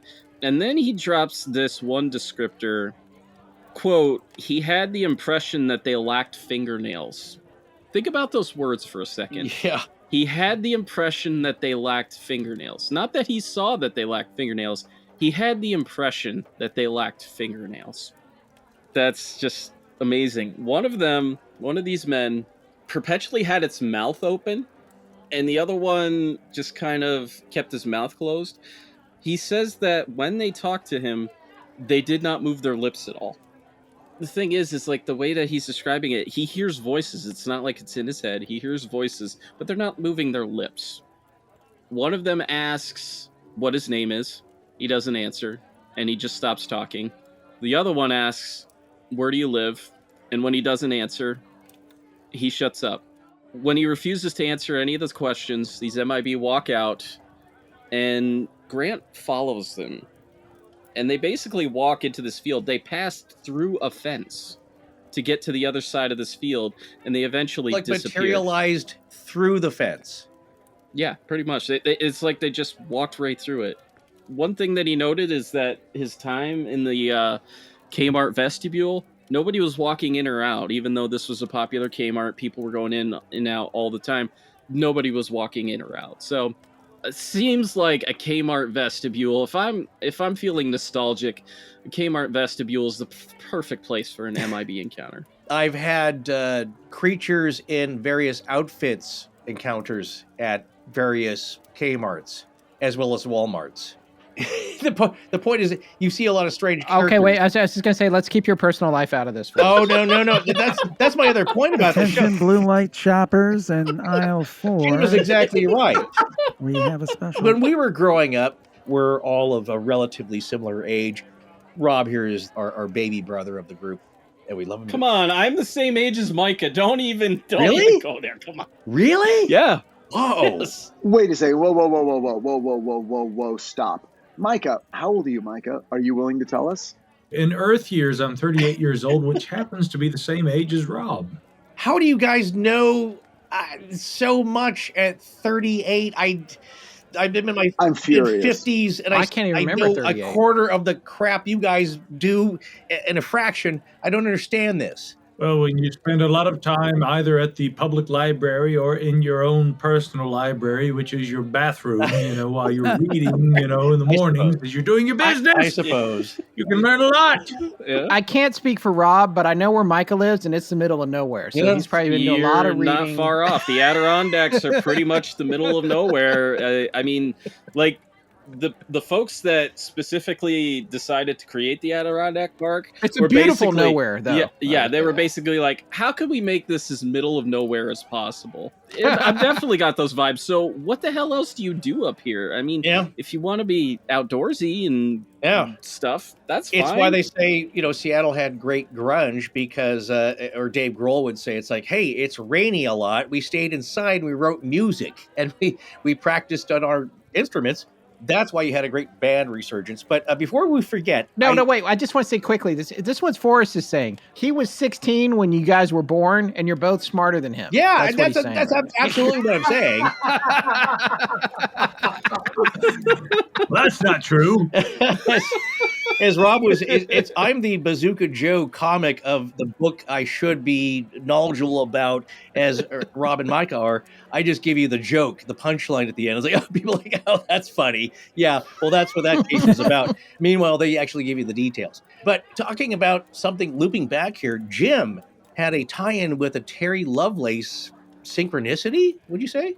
And well, here's what happened. We were talking about beforehand any stories that stood out this year, and I thought of this specific story. So I surreptitiously did a little typing here just to pull up the story and refresh my memory. And then there was a second email after the person told this story that had a Terry Lovelace loop in that I had totally forgotten about. It has to do with you guys. Well, I'll tell you the first story, which is cool enough. This was Mary, and she is a listener to Campfire, and she came on the show and told this story. And she's also a faithful listener. We mentioned it earlier, the great Coast to Coast AM, a big fan. And she was listening one night. Her job required her to drive overnight or whatever, or come back home in the early morning hours. It was kind of, she called it her guilty pleasure because her husband was a real skeptic. So one night, one of the Georges or somebody on Coast was interviewing somebody about reptilians. Now, personally, I am not a big believer in the idea of a hidden race of reptilians controlling the world. That's not my bag. But she was listening to this and it was very interesting to her. And she came home and at the dinner table the next day, it was her very skeptical husband, and their toddler son who had recently just started talking one word at a time, kind of babbling and playing in his peas and the mashed potatoes. You can kind of picture it. So anyway, Mary and her husband are having this deep discussion. And she's like, well, I didn't really believe in this reptilian thing, but so-and-so had some really good points, And her husband is like, come on. If there were reptilians, why wouldn't we know about it yet? It would have come out.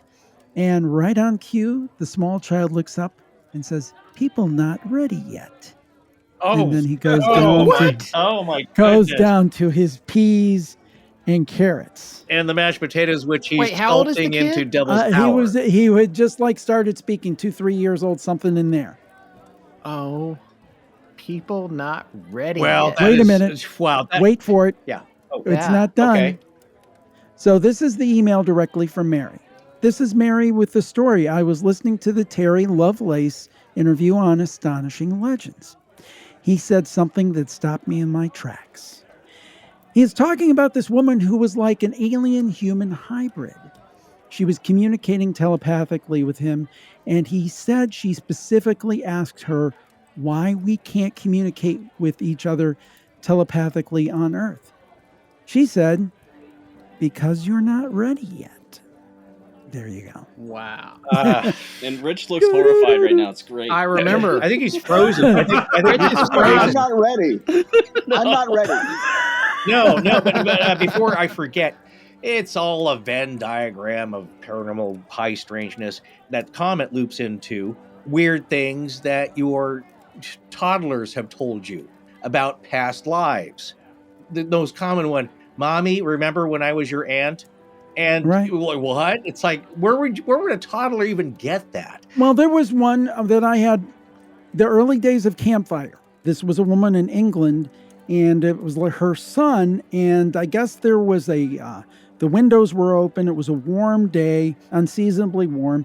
And they heard basically what sounded like a biplane. And the young kid says, Mom, that sounds like the plane that killed me. When my name was Henry, we were listening to the radio and the plane crashed and blood went all over. I mean, and he was a little kid. Yeah. And look, we love Joe Nickel. Scott and I we have a fondness for him. All the people we deal with is that we may not believe everything they say, but we appreciate their point of view dealing with the tools that they have in the subset that they have. And where you get a story like that, it's like, okay, well, obviously the kid watched some old movie on TV, World War I, Flying Aces, maybe he's watching Wings. And that's where he got that and extrapolated that story into that. But it's like, well, I don't know, how likely is that happened to the kid? And also, you have to look at the family scenario. Do you obviously leave on programs of black and white old nature with biplanes on them that the kid might have seen? Well, if not, then where does that come from? It's a good question. But there's a lot more weird stuff that happens that's a lot more specific to people and their families that are head scratchers. And if you believe them, I don't know. It makes you wonder. Oh, wait, the phone is ringing. I'm going to pick it up here. Hello, who is it? Hi, it's Tess, and I'm in South Catalonia. South Catalonia. I had to, wait, that is what you said, and I had to look it up. That's in the south of Spain. I guess bird watching is really big there. Yeah, no Mothman yet, but I'm still waiting. No, I'm just kidding. I actually missed the recording because I was traveling to a dear friend's house in South Carolina, really close to you. Oh, so that was an autocorrect issue. What makes, I don't understand. It's like the autocorrect in iMessage is getting worse and worse. It's putting the weirdest words that you've never typed in your life like, have you ever been to Catalonia or talked about it ever? I think I've talked about some folklore on it on the blog, but I have never been to South Carolina or talked about it for any reason. Much to South Eloise's dismay. Oh my gosh. Well, it is very close to me. I haven't been there in a long, long time, but I used to go to Charleston, which was beautiful. I loved it. In fact, I was in the Boy Scouts when I was a little boy, and we camped on the deck of the USS Yorktown, which is a retired aircraft carrier there. And you got to put tents on the deck. That was actually a lot of fun. So, was it haunted? I don't remember it being haunted. It probably is, though. But, they're not going to tell us, I guess, because they don't want to scare us to death. Well, Merry Christmas. Happy holidays, Tess. I hope that you're going to get to spend some time with your family over the holidays. I definitely am, but I had to call into the party and interrupt you guys and interrupt my own vacation to talk a little bit about all of the wonderful things that have happened in my online life. Oh, yeah. Let's hear it. Forrest, you up for that? Yeah, let's hear some. So, long before COVID ever existed, before we knew what a booster shot was, a vaccine, any of the mask mandates, all of that good stuff, my head still swam with virtual events, virtual friends, virtual gathering places because, well, all of you listening. I wanted to take some time today to celebrate and share the space you have made in your lives for Legenders on the internet. From Facebook threads to subreddits, from our inboxes to yours, there are Legenders intertwined together throughout the interwebs, and we're only getting bigger. So I wanted to talk a little bit about my pride and joys, which is the Facebook group. And I know Facebook or the metaverse will get a lot of groans, but we have dug out this corner of the internet just for us. Wait, are we starting a virtual world for our Facebook group through Meta? It's called the Alverse. You haven't heard about it? The Alverse. Nice. I'm a little intimidated, but I'm excited. Haven't you noticed he's been a little quiet lately? Well, I don't have the goggles to see what's going on, so I'm just kind of bumping around in this metaverse, this Alverse, hoping not to embarrass myself. But please continue to let us know about all the. It's really a dynamic, interactive, inclusive place for everyone to just safely interact with each other and feel welcome. Yeah, it's the best use of Facebook's architecture, which I don't have a ton of love for it overall as a corporation, but I do love our group, and I love that it gets to be the way it is, and that's in no small part to you and the mods that you also manage. Yeah, it does take work, I'll say, to keep it that way, but it really, you're right, Scott, it is the best use of a social media platform that I've ever come across, or what it should be. But yes, Tess and the other mods who really work hard to keep it that way should be applauded. So thank you so much for all you do since its inception and continue to do on a daily basis. I think, like you said, we've really turned this less than desirable media scrap pile into something truly, well, legendary. And I do want to give a special shout out to our volunteer mods, Quaid, Helly, Sandy, Kat, and Bobby. Your existence is why the group exists. So thank you for the time, for the deleted comments, for the DMs, for the back and forth to make sure that everyone that wants to talk about us, about Astonishing Legends, Scott and Forrest, has a seat at the table that we've created. As long as they're nice. As long as they're nice. That's our first rule, is be friendly. This year, if you're part of the group, we do an Astonishing Madness, which is always horrible. People always tell me I bracket everything wrong. I weight 16 points and 1 point. I don't really know what that means. I don't know anything about basketball, but I do know that Legenders love to vote on their favorite episodes. So this year's winner was Skinwalker Ranch again. That's its third win. Black Eyed Children one time, but that was only when I removed Skinwalker Ranch from the lineup because I was tired of them winning. Oh this my is God, a it's call like the to Tom action. Brady. It's the Tom Brady of episodes. Well, I don't want to give too much away, but I will say that 2022 is going to start off with something that all those people who voted for Skinwalker Ranch are going to love, I predict. So our first show of the year. Very exciting. Very exciting. Can't wait. But for now, there's the group if you are bored during the dark weeks. We've introduced Mean Mondays on Mondays to laugh, began discussion posts, saw each other on Legender lounges. Even Scott and Forrest made a few appearances. And we've poured over episode details and, of course, shared our lives via Free for All Friday. And this is in no small fact due to you. We've welcomed over 1,500 new members and are almost at 15,000 today. This year, there were over 8,500 posts. That's 23 a day for those mathematicians out there. There were 117,000 comments. That's 323 a day.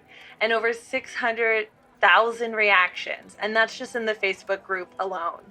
On Twitter and Facebook, even more of you, thousands really, gathered for updates, favorite news stories, or just to drop in and say hi, or goad us about a tangent or two.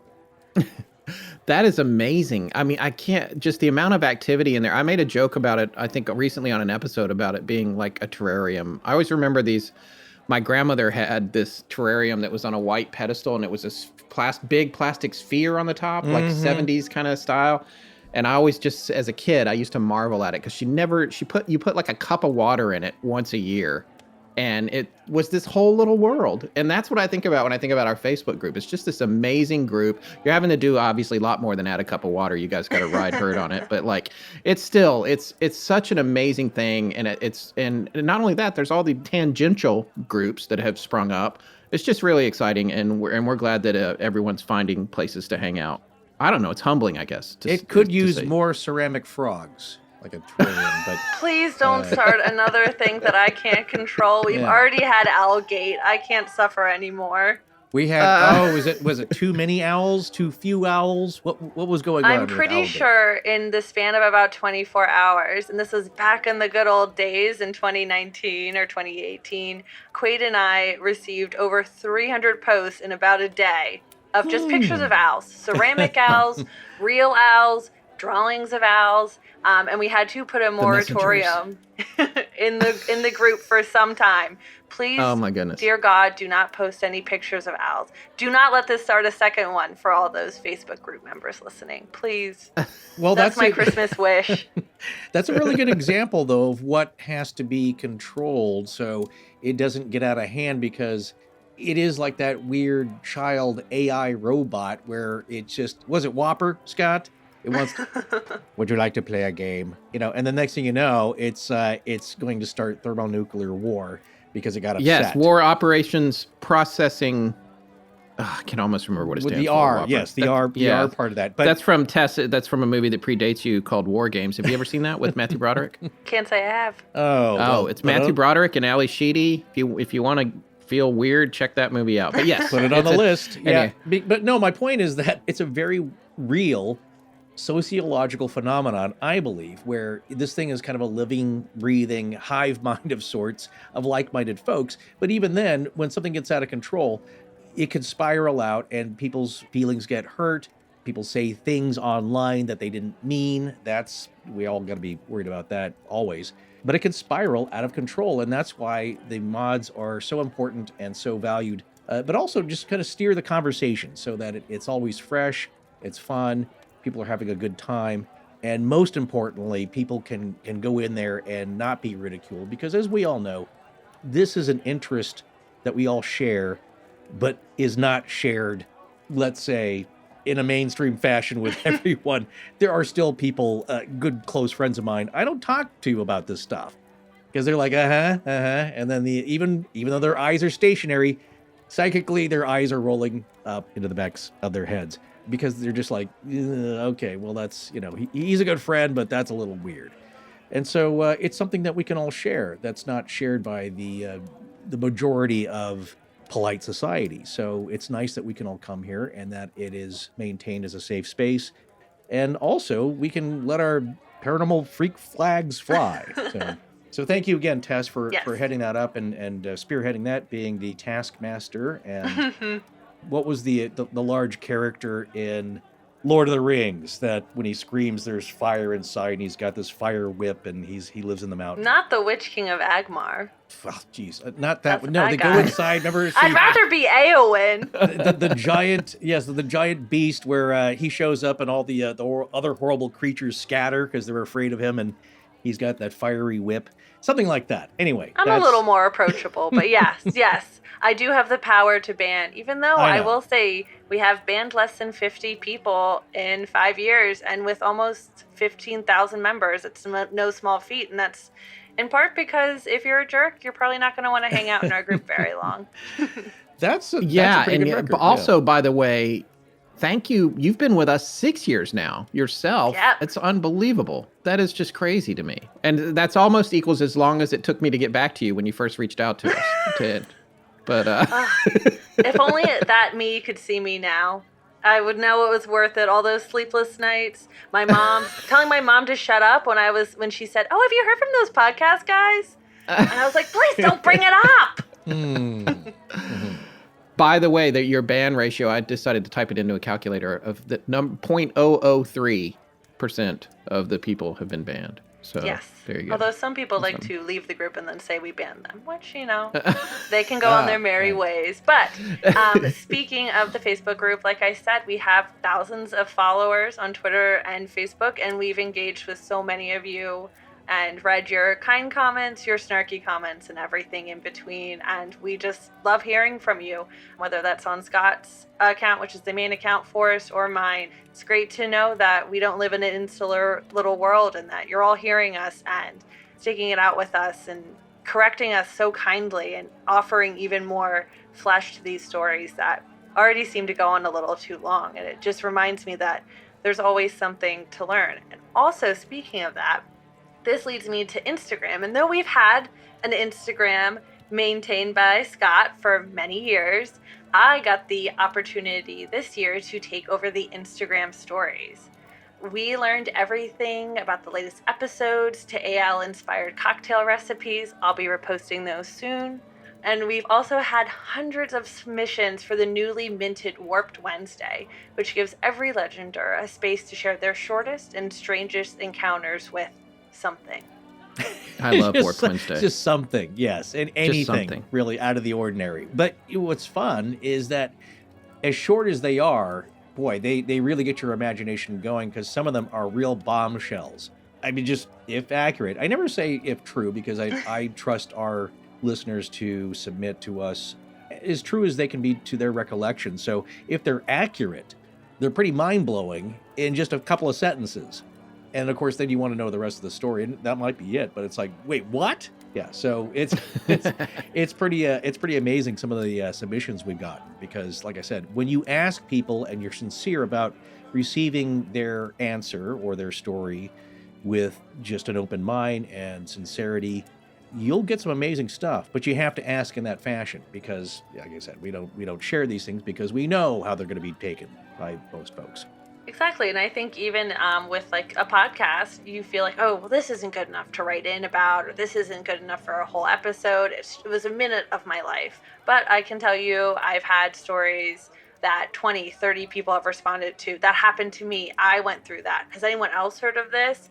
And if we didn't open a space for these tiny stories, we would never know that. People would never feel heard and connected. And so I think there's something to say about the Patty deep dive, which is hours and hours and hours of content. And there's something to say about that weird figure you saw in your room. At the end of the day, they're all in this universe with us. Whether they took a minute of our lives or a year, they're still worth talking about. And speaking of talking about, I also want to talk about email, which I've tried painstakingly to organize these last 6 years to varying effects. Yeah. This year, we received 2,011 emails from listeners, and that's a low estimate. Wow. And they contained a wealth of astonishing content, from personal stories and well wishes to episode requests and corrections. You never cease to astonish us. And for all those people who write in saying, you'll probably never read this, I'll probably never hear from you. Please know at the very least I'm listening, and that every email you send us, every story gets categorized and put in a folder. And while we might not reach out to you today, we might tomorrow. Or 3 or 4 years from now. I wrote somebody back the other day. It was like 2 years later. He was like, hey, I know somebody that was at the aerial school, witnessed the aerial school landing, and it's my uncle, we can get him on the show. And I was like, great. And I wrote him back literally, I think 8 months later. So, but I try to read all of them. I'm pretty sure I read almost all of them. Yeah. But it is hard to have time to respond. We barely have time to produce the show and that sort of thing. But just know that they're not being sent into a void. The void reads back. Yeah, please never be discouraged from reaching out to us on Instagram, Twitter, Facebook, Reddit, email, or anything in between. I can assure you, at the very least, I'll see it. And if it's something very relevant, it does get forwarded. I do send multiple texts. Please read this. Please look at this. Pay attention. So don't ever hesitate just because you feel nervous or uncomfortable, because we want to hear from you and we're here because of you. So we want to make sure to have the time and space you deserve, because you do deserve it. That's nice. Yes. And one more thing I want to talk about is some of the website statistics. As you know, Al demanded a makeover, and we've definitely reaped the benefits of it.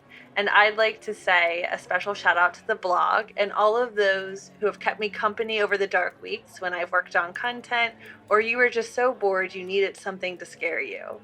Over 13,500 of you visited the main blog page, with thousands and thousands more finding specific stories through Google, social media, and the newsletter. Even a couple people who had never listened to the podcast but happened upon the blog and are now in the Facebook group, which is such a strange journey from Google search to maybe I'll check out an episode to joining the group. And I'm so glad you're here. I'm so glad you Googled us. And I'd just like to take a quick second to thank you for all the jobs you've given me. I've been an shoulder to cry on, an HR professional, a social media maven, a administrative assistant, a scheduler, a Googler, hey, what is this, and everything in between. So thank you for giving me so many jobs, so much to do, and I can't wait to see what you ask of me in 2022. And remember, if you do have ideas, if you do want to see something in the group or on Instagram or on the website, email me. I'm not making any promises, but I promise to always try for you. Well, Tess, you do an outstanding job, especially with the blog. The blog's astonishing with the blogs, an entry every day in October. It's just amazing. And I wanted to tell you, because this is hilarious, we have a small text group with some friends in it, including Jeremy Corbell and another friend of ours named Adam. He texted me and Forrest a couple days ago and was just like, I wanted to tell you guys all about this thing. And then, of course, now I can't even remember what it was. And he said, I went to look it up. I was going to tell you about it. And I looked it up. And he was like, the top entry came back. It was one of your blog posts that we didn't, and I hadn't seen it. So we had a whole conversation. I was like, there is nothing more ridiculous than you wanting to send me a thing that Tess already blogged about that I also did not know existed. That was Port Chatham, Alaska. Yes. Right? Yeah. Chatham? Yeah, I think it was. Right? Yeah. Quickly, Tess, what's the, just to give us and our listeners a sample, what is the elevator? Do you remember? What is the elevator hundreds pitch of on these? That? Yeah, I know. Yeah. I have done just under 500 blogs as of end of blog astonishing this year. I do keep a detailed list of notes of when people write in. Every once in a while, I get an email addressed to just me, which is the most special feeling on earth. And it's a request for a blog post. Oh, right. So I also check the emails and all my socials for blog ideas. And this was one of them, actually. So this was sent in by a listener. And it is a ghost town story. It's located on the Kenai Peninsula. Mm-hmm. It's home to just about everything except humans. There are sightings of Bigfoot-like humanoids, unexplained deaths, and of course, ghosts. It was first inhabited by humans, as far as we know, in 1787, with some native people kind of resting on different spots, but not exactly Port Chatham. And it wouldn't even become a permanent settlement until the 20th century. But just a couple years after it was founded, in 1921, it would become completely abandoned by the early 1950s. Members of the community fled en masse and the post office closed in 1951, which was the last inhabited building. And the last, remnant of hope that anyone would return. But there are kind of no reason was ever given for why everyone fled. Mhm. Some blame a Sasquatch-like creature. Some blame the fact that during the 1940s, bodies were washing up on the shores of Port Chatham, terrifying local families. Mhm. And this was from, obviously, World War II. And Lauren Coleman dug up a story that was reported on an April 15th, 1973 issue of the Anchorage Daily News. Mhm. The writer had learned the story during an evening spent with the school teacher and his English wife while on a boat trip. The story alleged to explain why the town left. Sometime in the beginning years of World War II, rumors began to seep along the peninsula that things were not right. Men from the cannery town would reportedly go up into the hills to hunt doll sheep and bear and never return. Worse yet, sometimes stories would circulate about mutilated bodies that were swept down into the lagoon, torn and dismembered in a way that bears could not or would not do. Oof. That sounds like rogue Bigfoots to me. Yeah, it And, does. Sounds and like, not friendly ones, like our buddy. Gosh, what's his name? The story that it reminds me of, though, is Mutilated Harry, which was connected to Albert Ostman. Is that what you're thinking of? Albert Ostman is who I'm thinking of. I was in college, so when we did that, and I called That's right. the local library, and I'm pretty sure that librarian started the call off thinking I was crazy, and ended it with hanging up on the phone and saying to herself, "What a sweet girl. I hope she's okay." Yeah, but see, now it's just, I'm sure they get several calls a week about Bigfoot related stuff. This I wouldn't be genre surprised. has just in the last 5 or 6 years, I think it's being more accepted, where I predict on the upswing of an interest in these types of things, like we did in the late 60s, early 70s, or the spiritist movement and interest in the around the turn of the century. So I feel it's a little bit more, well, let's say a little less scoffed at. And as we see with the UAP stuff happening with the New York Times and the news in general, you're going to have to get used to some of this, folks, whether you like it or not, because it's just going to be in your face. With that is a blossoming or opening up of discussion, which is what we love about it. It's like these things should be talked about, not scoffed at. So I'm glad you checked that out. I'm glad you wrote a blog about it, or a blog entry about it, because your whole blog section really is its own website. It really is its own destination, which is what we wanted the website to be. Different areas where you can check out the show and all the links, but also poke around and have fun. And we should be doing more with it. It would be nice to. And we will, in the future, I think, have more interaction. I need to update a bunch of stuff on there, like the bookstore. The bookstore. Here's one question we can answer right here. A lot of people ask, where can I find the books you mentioned in the audio section of it? Well, every episode has its own web page, and at the very least, those books mentioned in the episode will have a listing where you can buy them, what the title is on the web page for that episode, as well as the sponsor offers. Those will all be listed there, so you can go check that out. But I need to kind of cull those together. So we get a little bit of work to do. You can always DM me too. Yeah, we got a little bit of work to do, but just for Tess's blogs alone, it's worth checking it out. Absolutely. Well, Tess, thank you for taking the time to call in. We're sorry we missed you for this party, but next year we hope you'll be there. We'll plan it a little better and make sure that you can attend. Yeah, maybe we can even have it in South Catalonia this time. I think that that's would in be the a budget. blast. Yeah, that's in the budget for sure. The virtual budget. We can virtually visit. Yeah, and remember, in the meantime, you can find us basically at 15 different touch points across the web. And if you don't know where to get started, or are feeling a little overwhelmed as you stare into the void of your computer, just send me a message and I'll lead you in the right direction. Oh, thank you so much, Tess. We'll talk to you soon. All right, bye-bye. Bye-bye. Bye.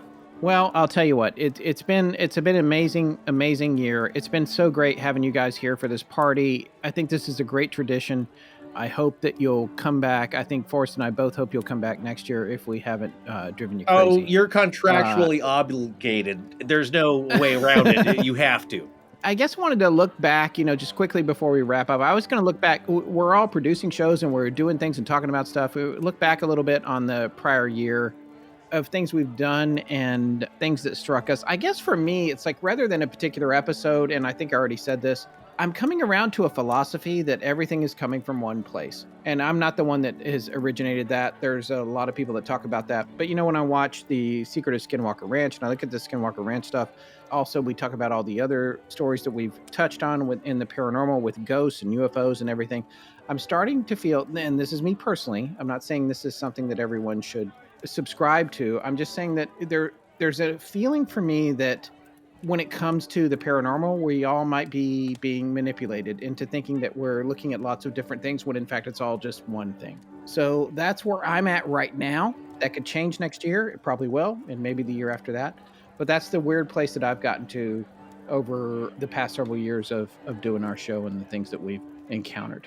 And that's all I'm going to say. I want to turn the tables over here to our other guests as we close out the Christmas party for 2021. Who's next? Rich Hatem. It's funny. It's been a weird year, obviously worldwide and here for all of us. One of my best memories of this past year happened over the summer. It was 4th of July weekend. I drove up to Santa Barbara just on my own and listened to your Astonishing Legends episode about the Conjuring house. That episode kind of colored the whole weekend, but it was a really great weekend and such a great episode to listen to. I just want to say that looking forward into 2022, for the first time, I'm actually kind of excited about a new year coming up with new writing projects. I might venture out into attempting to write some some comedy, which people have been encouraging me to do. So I may dip my toe into that water, which I haven't done in about 30 years. And you and I have been talking with Forrest. There might even be podcasting coming up.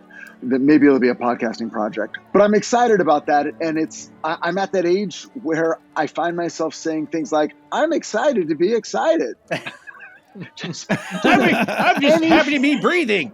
Yeah, it's like, oh, wait a second. There might actually be something new around the corner. And it feels like it might be something new around the corner. So 2022, I'm excited about. That's great. And we're excited about that too. And also excited about working with you no matter what happens in the coming year. And so thank you so much for coming to the party tonight. And I hope you can get home. It's my understanding there's up to 3 feet of snow outside.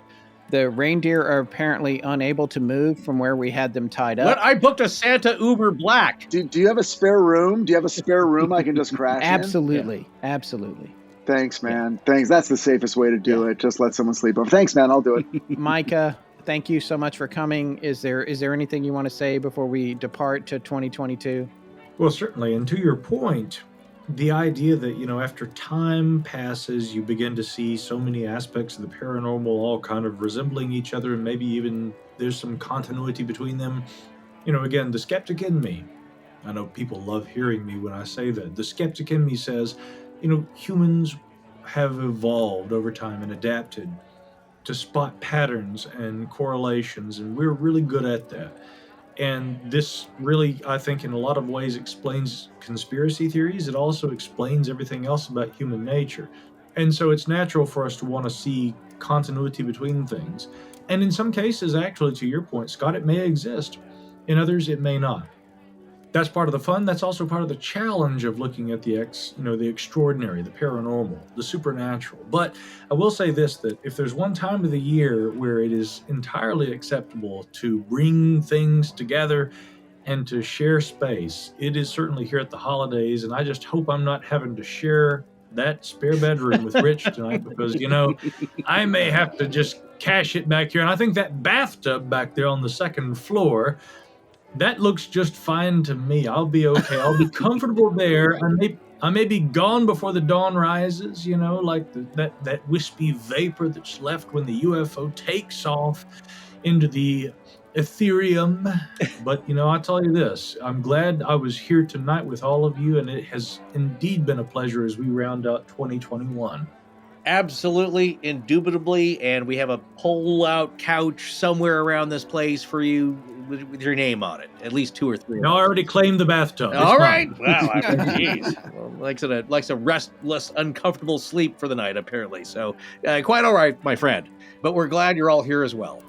Rob, anything that weird that happened to you last year that you want to share? This year has been how do I describe it? It hasn't been a top-notch year in the 38 that I've lived so far, but I have shared many moments with many of the folks on this call, and I'm thankful for that. And I'm thankful for what I think is going to be, at least for the projects that I have going on, to be a rebuilding year next year. So I've already started to do that, and I've already started to manage my time a little bit better. So yeah, I'm just kind of looking forward to what becomes of the projects that I'm working on. And as this year closes out, I'm thankful to be here with all of you. So thank you. Right back at you, my man. That's nice. Yeah. Wow. Mr. Harold? Well, first of all, thank you for welcoming me to this august party with all the august guests. So that was a real pleasure. And just in 2021, like all of us, trying to get through the continuation of this pandemic, but all through it, my audience has been there for me. And I just am very thankful for them. I mean, my gosh, when this all hit, I don't know how you guys felt, but in March of 2020, aside from all the other considerations, it's like, oh, well, there goes my business. And nobody's going to listen to the shows, and it's all over, and I'm going to have to go get a real job. And the audience has been spectacular and stuck through us through the whole thing. Campfire grew more than ever this year. Got to start a podcast being behind the scenes that my daughter does for us called Unpleasant Dreams. And just have had a good professional 2021 and just want to thank all my my listeners out there. I really appreciate them. I'm sure you guys feel the same. They let us do something very, very cool. They make it possible for us to do something very, very cool. And I think that's awesome. And I'd like to thank them. And again, to kind of share this platform with people like all of you, I'm honored that we can be in the same realm and in the same genre, if you will, but be collaborative and cooperative and work together. And it's just a great blessing to have all of you guys in my life. So thank you so much for that. And I hope that everybody, humanity, has a bigger and better 2022.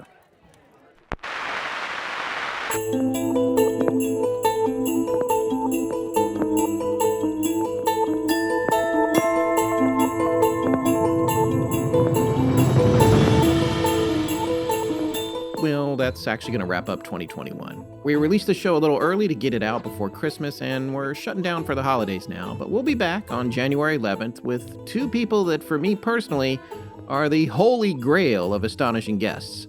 I still can't believe we got them. Please remember to support our sponsors. They help keep the show free and the lights on in Blanket Fortiana. Astonishing Legends is edited by Sarah Voorhees Wendell and Brandon Schexnader. The show is co-produced by Tess Pfeifle, who is also our head of research. Our theme, which is available as a ringtone, was composed by Judson Crane, and our sound design and additional composing is by Ryan McCullough. Special thanks to the Astonishing Research Corps. But most importantly, we want to thank you, our listeners. Visit our store at astonishinglegends.com or interact with us and other listeners on Twitter, Facebook, Instagram, and YouTube. You can also support the show at patreon.com/astonishinglegends, where patrons have access to additional bonus content. No part of this show may be reproduced anywhere without permission. Copyright Astonishing Legends Productions. Good night.